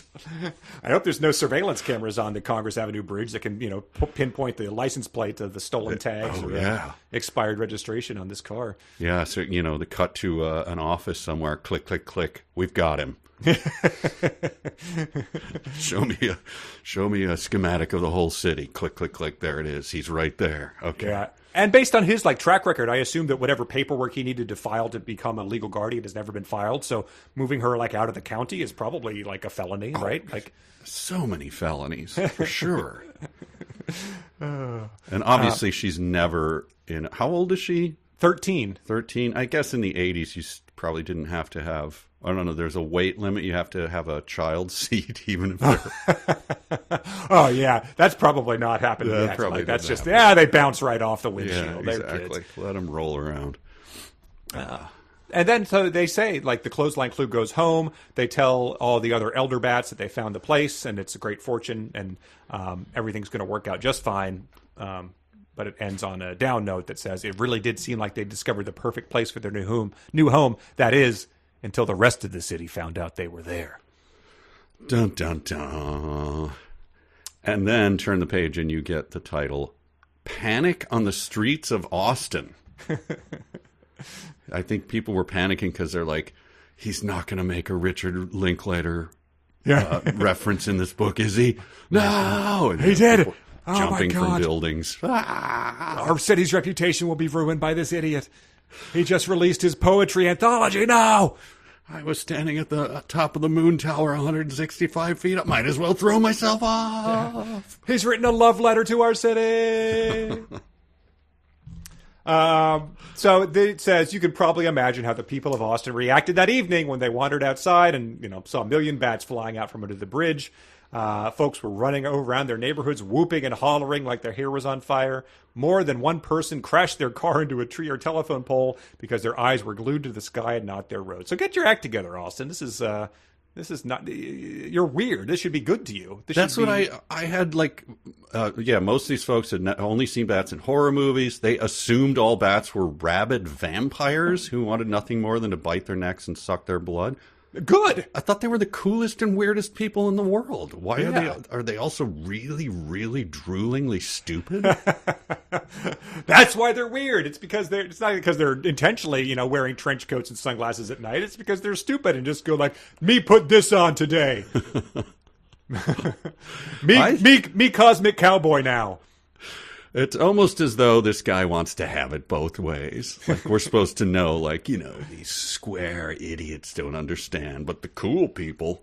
Right. Well, we get right into that because they're going to an incredibly inexpensive and thus extremely busy little place called Tamale House Number 3. Oh, and God. then they're reading the copy of the morning's Austin American Statesman, where Uncle Roscoe has just been hired. The headline covered half the front page: "Bat colonies sink teeth into city." And then there's a drawing of it, this is where Uncle Roscoe has hitched his wagon to. It's a tabloid, An independent paper. I'm assuming run by weird and cool cosmic cowboys, but the article was written by some smug-looking reporter named Wiley Woodburn. That's smug-looking. That's right. Pretty judgy for the weird people, So Right. if someone judges you, you're okay with that? The weird-looking kid who's shaped like a barrel or whatever. What is this she shaped like? She's shaped like a barrel, I believe. She's Yeah. round. But yeah, Wiley Woodburn had stayed up all night writing a nasty, misinformed screed for the front page of the local newspaper. And so reading that, he's clearly a Terry Silver adjacent character, but the best you could do for his name was Wiley Woodburn. It wasn't, Renfro Pollutington III or something like that. Like, come on. Wiley Woodburn is JV stuff here. Was there a Wiley in Dazed and Confused? Well, Wiley Wiggins is the name of the guy who plays Mitch. The guy Okay. with the long hair. It's sort of the main ninth I just grader. wondered whether that was like a sideways homage or something. Wouldn't put it past him. I mean, Yeah. as she reads it, each sentence seemed to make her angrier than the previous one. It seemed that way. I'm not sure if it actually did make her angrier than the previous one. And her voice got louder and more disbelieving the further she read. And her main issue she takes with is that Woodburn implied the entire colony was probably infected with rabies. Which, it's certainly a concern based on the quick study that we did at the beginning of the book. Yes, Woodburn implied we're infected with rabies. Okay. Cut to, I went to the CDC website for this. So tried to find a source that was, CDC. Yeah. Bats are the leading cause of rabies deaths in the United States. People and domestic animals should avoid contact with bats. Bats should never be kept as pets. Rabies can spread from people to people from bats after minor, seemingly unimportant or unrecognized bites or scratches. Wiley, you and your screed Yeah, that's right. from the CDC website. I stayed up all night because I needed to get out the warning to people. Like, this is a major menace that has infiltrated our thing. Like, if I could have, got it out for the evening edition, I would have. But I needed to double check all this, make sure, I had to call into the CDC to make sure that this was correct. Yeah, and it's always good when you're, when you write something and, it's thought out and everything, and someone goes, yeah, I read your screed. Like, I can see your position. Yeah, what makes something a It's going screed? What is going it? to be fair and balanced, I'm sure. Well, speaking of screeds, we get a verbal one here, and I marked this as one of the worst paragraphs we've covered in the podcast so far. they refer Wiley Woodburn refers to the colony of bats as the Congress Avenue Cauldron. Yes. And for some reason, it made Uncle Roscoe hopping mad. He really went off about it. Cauldron is not an acceptable collective noun for a bunch of bats, he declared a little too loudly. It's basically a slur, and it's used only by callous-hearted cretins to reinforce the existing negative stereotypes about bats fostered by mainstream horror films. The only reason anyone would refer to them as a cauldron instead of a colony is to frighten people, because everyone associates cauldrons with witches and potions and cannibals and such. The bats are here less than 24 hours, and the local media is already trying to stigmatize them. So any sentence of that easily could have been the most submitted dumb sentence in the history of the podcast. But like Uncle Roscoe, I thought that's the weirdest collection of words to say when you're like hopping mad. What a weird what is used only by callous-hearted cretins to reinforce the existing negative like, Roscoe, please. We're at Tamale House number 3. Come on. Yeah. Yes, come on. You've spilled red sauce on your Star Wars pajamas. You've gotten so worked up. Like, okay. So, again, at Tamale House number 3, he dropped the newspaper in a trash can, which is just sitting on the floor Yes. at Tamale House 3. Instead of having those little swinging bins, it just has a trash can sitting there. Opal immediately took it back out. Then she tore off part of the front page containing the bat article and began taping it into her scratchbook with long strips of cellophane tape. So Uncle Roscoe's like, you know, he stands on a chair and does his weird screed. People around him, instead of applauding, are like, oh, okay. Jeez. You know, one guy reaching for he's concealed carry, so he's like actually reaching for his weapon, Right. like, you know, Just in in case case. this takes a turn. Yeah. You know, who knows where this is going. Yeah, I'm weird, and I think this is too weird. Yeah, man. I'm a cosmic cowboy. I'm tattooed up and everything, and I think this is weird. And then he like takes it and throws it in the garbage can, and then he's like storming out after this screed, and then she stops, picks it up, starts like tearing it, and he's, what? Oh, okay. And then she's like, do you have my sellotape? Why did I bring my sellotape in here and my scratchbook and everything? That was odd, since we're just eating a tamale at this junky little cheap place. Long strips. Yeah. Don't make the cello strips that long. You're wasting the tape. Yeah, we don't have I don't have a job at the moment. Please, like, tape is actually it's the one thing in Austin that is expensive. I hadn't thought about the scratchbooks in a while because they hadn't been mentioned, but I guess she is taking it to every breakfast joint they go to. Did she bring it into the concert where Joe Ely was playing? Put the ticket stub in there? We'll never know. Yeah, we don't know. But he says, you're saving that? He asked in disbelief. Why? As a reminder, she said angrily, that Austin is just like everywhere else. It's like both of the places I've been to in my life. Lubbock, it is just like that.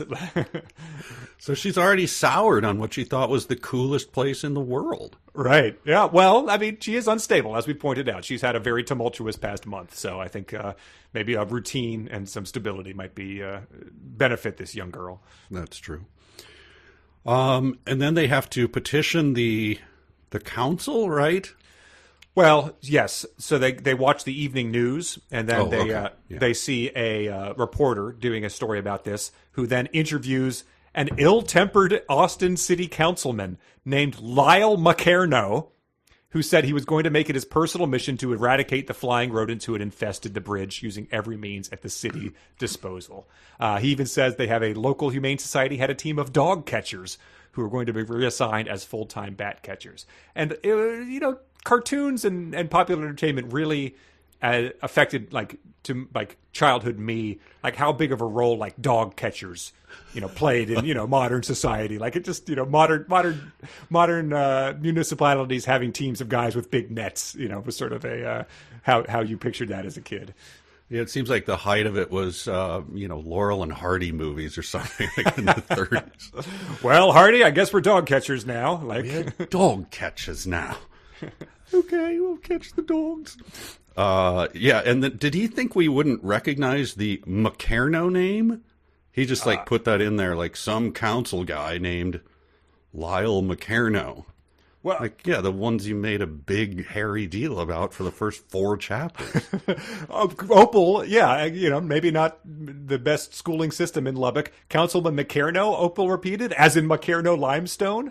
And Uncle Roscoe nodded. His family owns that limestone company and a lot of other companies too. That's why he weaseled his way onto the city council. I mean, city councils are traditionally elected positions, right? So you'd think that if he was elected by the weirdos of Austin, that they've done themselves a disservice by electing this ill-tempered man to represent them on this thing. Right. Maybe he's from the least weird district. I don't know. And then I think, why do you think he hates bats so much? I mean, if only morality were this easy. What does he say? I couldn't say, Uncle Roscoe said. The McCarnos seem to hate everyone and everything. Well, maybe he just read the CDC website and was like trying to be...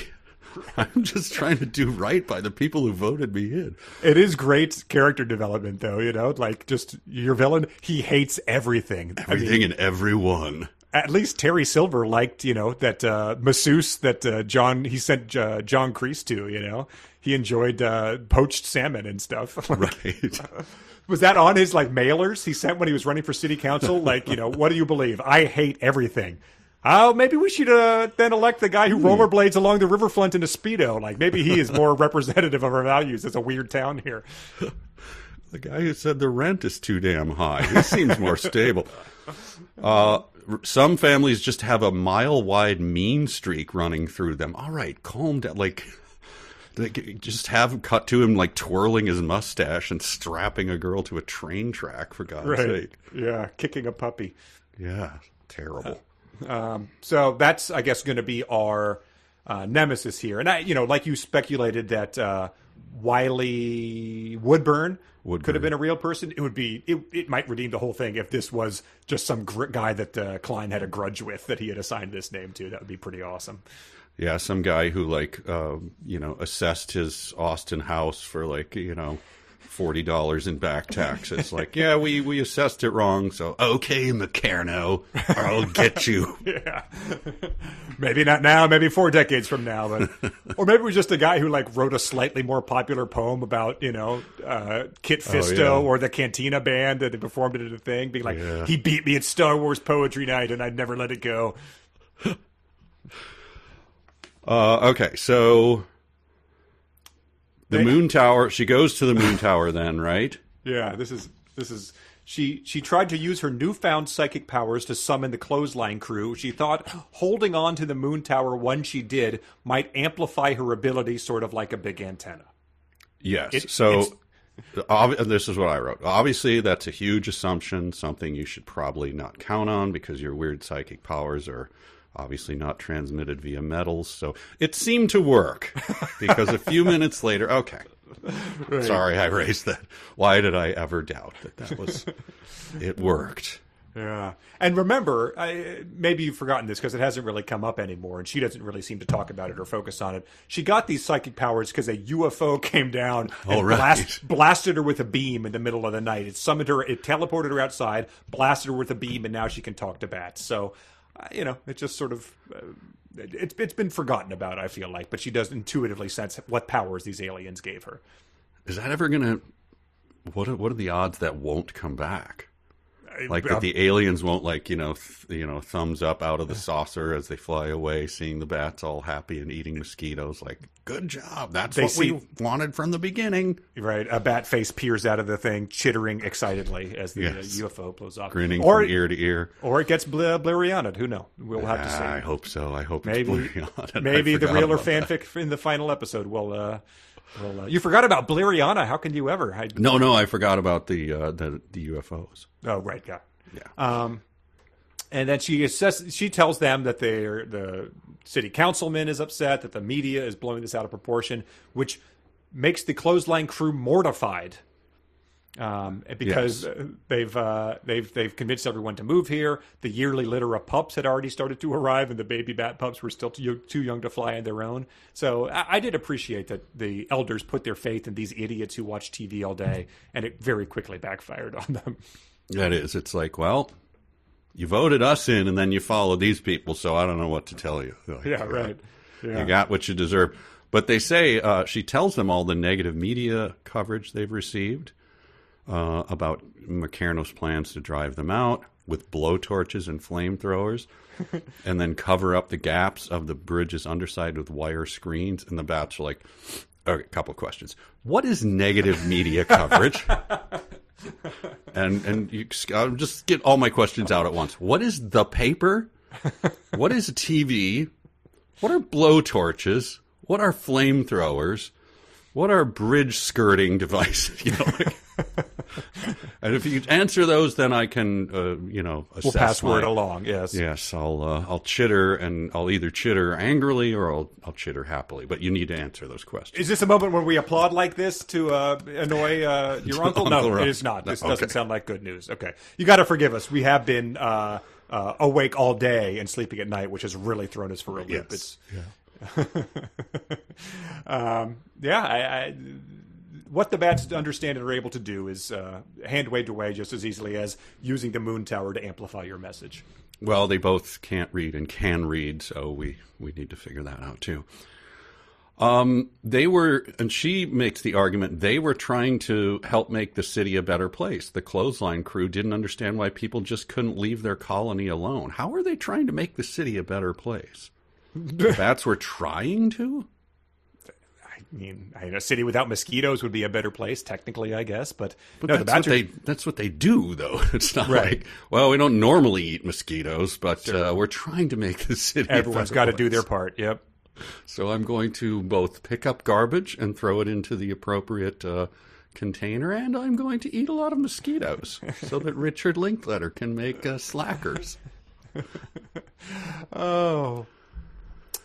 It's like he didn't give this a lot of thought. But then they say, I promised them they'd fit right in. What were they thinking? And then she says, they do fit right in. Austin prides itself on being one of the weirdest town in Texas, right? City Councilman McCarno notwithstanding. But then she looks at his stickers, which he'd put on his Rambler. He spent some of his hard-earned future earnings on stickers. That one says only in Austin. Another one says onward through the fog. And the last one says keep Austin weird, printed in groovy tie-dyed color letters. And so she's seen that, and this sort of puts an idea into her head that they need a slogan of their own. Mm-hmm. And the catchy slogan they came up with, "The bats belong beneath the bridge," Opal shouted triumphantly, raising her fist to the sky. And how does the clothesline crew react to this? They chitter and flap their wings excitedly. So there's one more, excitedly. I like that. But then he repeats it and says, "The bats belong beneath the bridge," he repeated, smiling. Wow, Opal, that is catchy. Is it? We've mocked my reading shortcomings on this podcast before, but it reads almost like a tongue twister to me. It is not catchy, but apparently it is catchy. I was wrong about that because she and Uncle Roscoe turned to see a blue convertible full of college kids idling on the curb behind them. They overheard Opal and her uncle, and now they were shouting their new slogan back at them. "The bats belong beneath the bridge," the kids all shouted again, waving and laughing as the convertible pulled away and drove off down the street. How stoned were these college kids? They're on the way to the Moon Tower party, yeah. Obviously they forgot whatever slogan they were just laughing at. Like, wait, what were we saying? Sit on it. I don't know.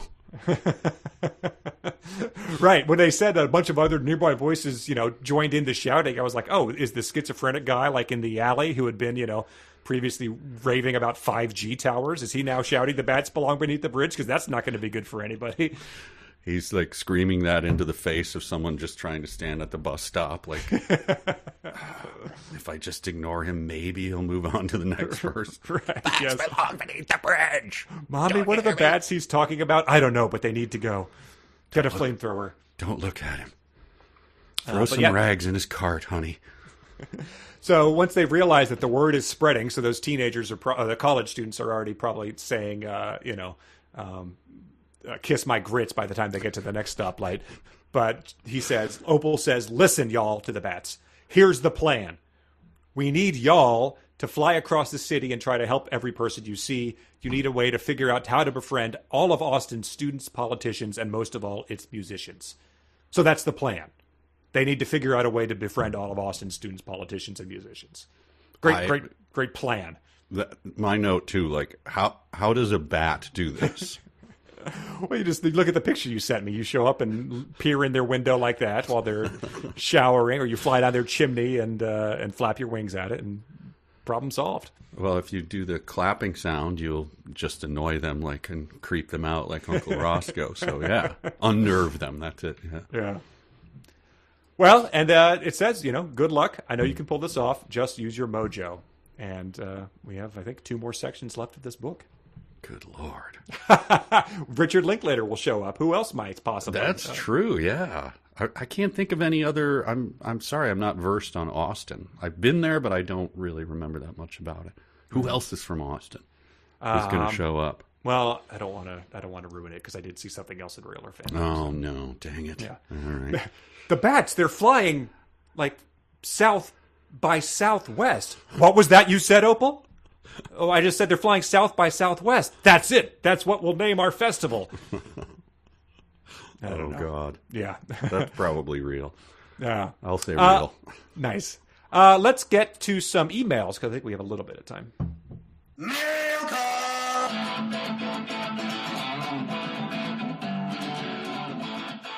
All right, here are some emails written by listeners. This one is from David. I was on David's podcast a week or 2 ago called Two Middle-Aged Guys Trying to Figure It All Out. They were great, and he was going to send me something. But then he said, sorry, I never got that hat out to you.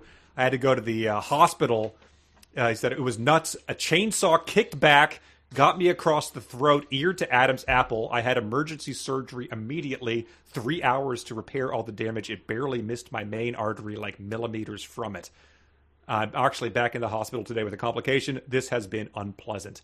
And I told him that sounded like some story from your childhood. I was going to say, like, yeah. He said, no, if it was a Mike's dad story, it would have involved Mike's dad getting the chainsaw injury and then waking up 9-year-old Mike to talk him through stitching up the wound. Every 9-year-old boy has to repair their father's aorta. It builds character. So I wanted to wish David good luck from the podcast. I'm sorry that happened, David. And I know you're not going to believe this, but there is a my dad chainsaw story. Of him coming in our house once after cutting, you hear you hear it seizing up, and then quiet. Then the door opens, and my dad came in. His glasses were cut in half. Oh my God. And there was spots of blood bleeding down his face. It turns out it wasn't deep. It like barely touched him, but it cut his glasses. And it stopped the bullet like a Western Bible stopped the bullet in your pocket? It must have just been kind of going... It must have just been, I don't know if they had kick guards back then where it shuts the thing off right as it kicks back. But anyway, God. It cut his glasses. So he came in, it was like a thing from a movie with each piece hanging down and then blood on his face. The chainsaw kicked on me. So, wow. But David, I hope you recover. My God, yes, that sounds sounds horrific. insane. Yeah. Jeez. Nathan wrote in, Chapter 12, that was the Bats concert chapter, has lifted my hatred of Klein to a new level. I wish Dwight David Thrash guest wrote this chapter instead. At least each bat would get a chapter that was mostly cut and paste. Maybe a bat with a tiny cowboy hat and tiny badge could ask, who is the sheriff of Levelland?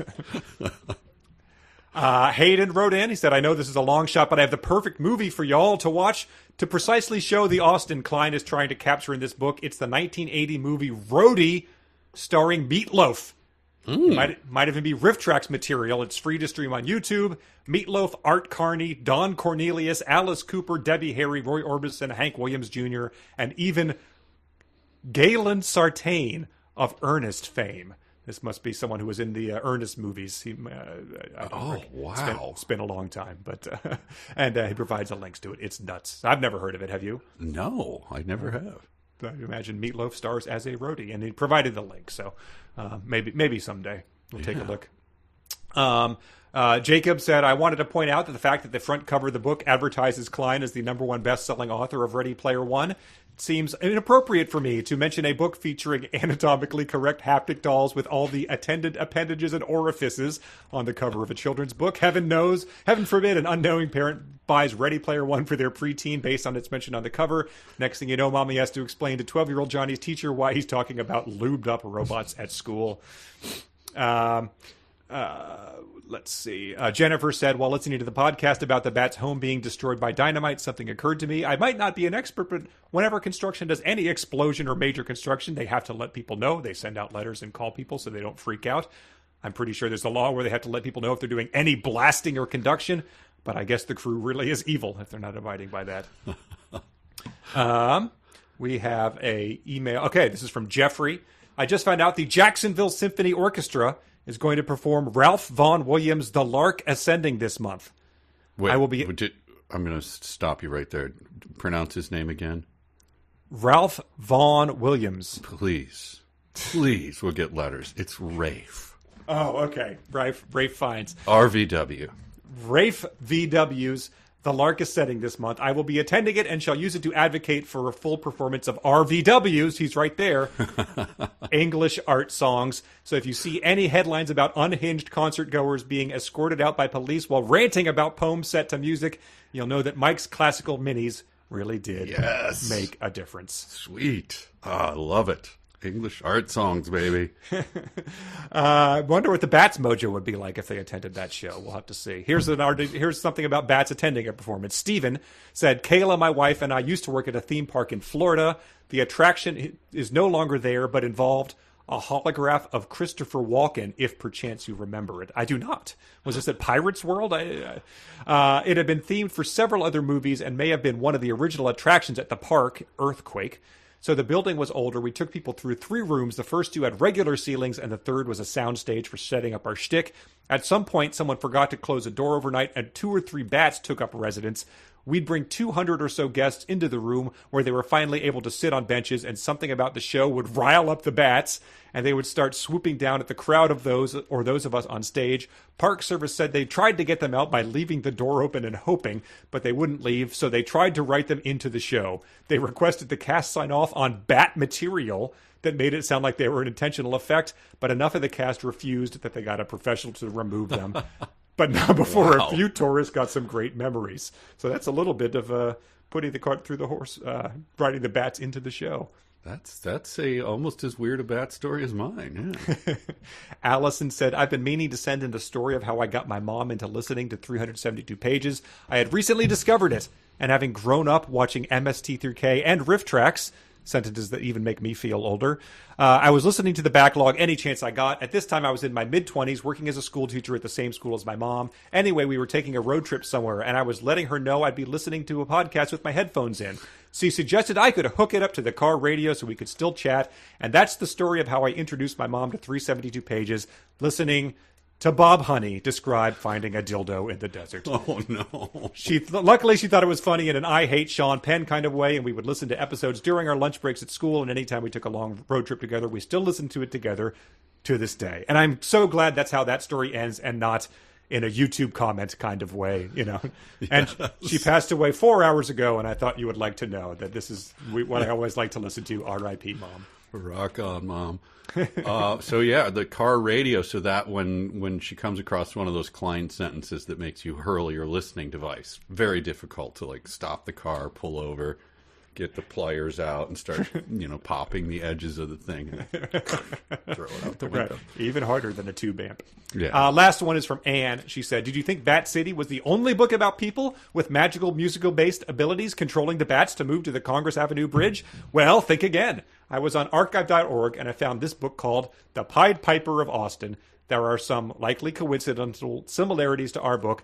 I posted some screenshots for your amusement. The third one reminds me of many scenes of people just going nuts and singing like crazy because of mojo. And so, yeah, there's these a book of a Pied Piper playing his flute as these bats emerge from the Congress Avenue Bridge. I'll post them in the notes for the episode. Well. It would be amazing if this was the second time we caught an author ripping something off in 6 months.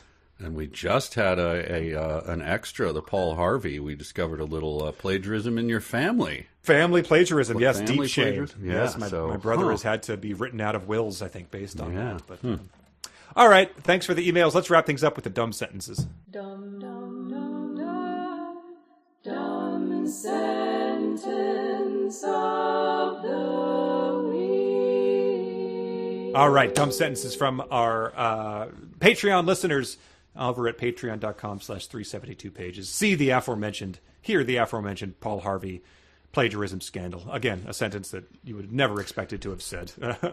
Paul Harvey plagiarism scandal. First one is Justin and Joshua submitted an instrumental is a song without any lyrics or singing. Not even a footnote, directly in the text. Then Trinity added, this is from Janelle, Trinity added, I guess we'll cross that bridge when we come to it. She described it as the office turned to camera-ing.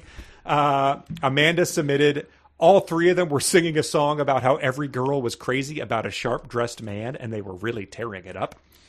Amanda's 9-year-old son, Jay, who tried to fool you with fanfic, submitted, once they reached it, she put her hand on the tower and closed her eyes, then tried to use her newfound psychic powers to summon the clothesline crew. Mary, Jacob, and Daniel all submitted.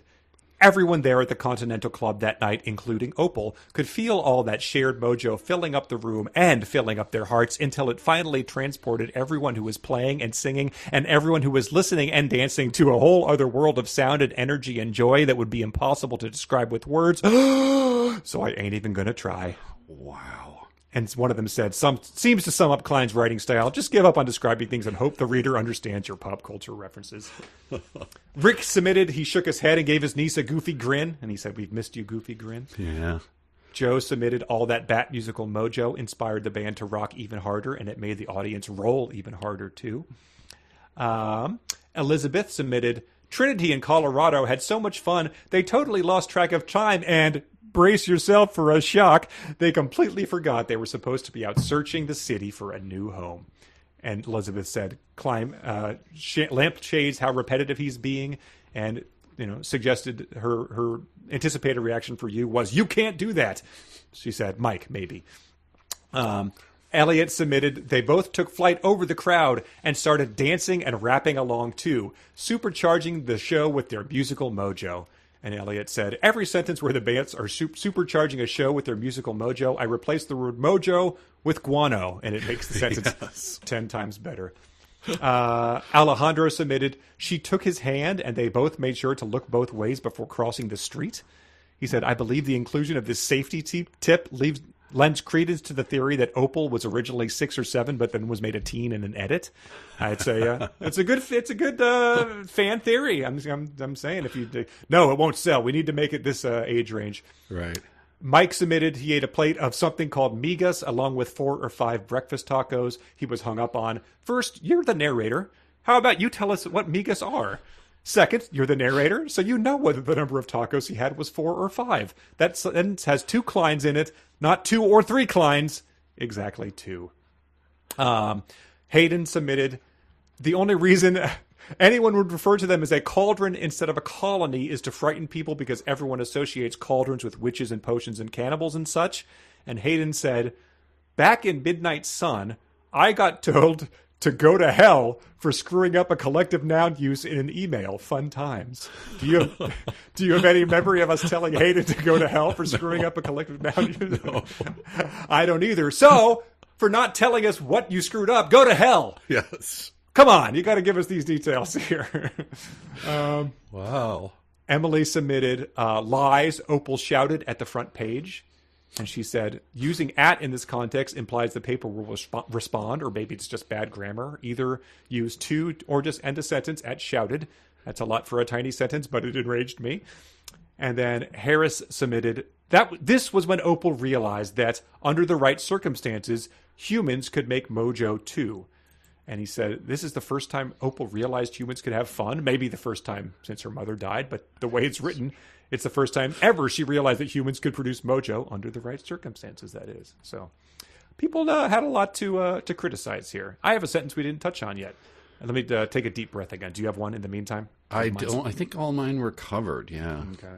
Yeah. Well, here's mine. This was I don't remember when this was, but it was at the early thing where they're discovering the music of Austin. Mm-hmm. Many different overlapping melodies of music with many different rhythms resonating and harmonizing on a whole mess of different frequencies, forming this weird sort of polyphonic symphony of super sweet sounds that drifted through the streets of the city and echoed off its buildings and ricocheted around until it reached the recesses of the clothesline crew's tiny little ears, lighting up the switchboards of their tiny little megalomaniac brains brighter than a 4th of July fireworks show. Dear God. Editor? Anywhere? Editor was too busy approving the multiple excitedlys in back-to-back sentences. And also approving that the bats can read and they can't read. So, yeah, well, I don't care. Whatever. I'm going to go review this on Goodreads before I'm even done editing it. Yeah. I'll review it on Goodreads. The wife can review it on Amazon. Yes. Wow, okay. What a read. 2 more. Yeah. 2 more, yeah. Let's see what happens. Let's see what other celebrities pop up. Let's see if we meet Councilman McCarno. Does he get impeached? That sort of has to happen. I'm excited by your mention of a celebrity sighting. Yeah. A la Scooby-Doo or something, like someone coming in like, hey, look, everyone. The Harlem Globetrotters bus just broke down in town. I'm gonna guess who it is and put it up on... Nice. Up as an extra. All right. All right. Thanks, everybody. Thank you, Patreon. Thanks to everyone who wrote in and submitted. Get well soon.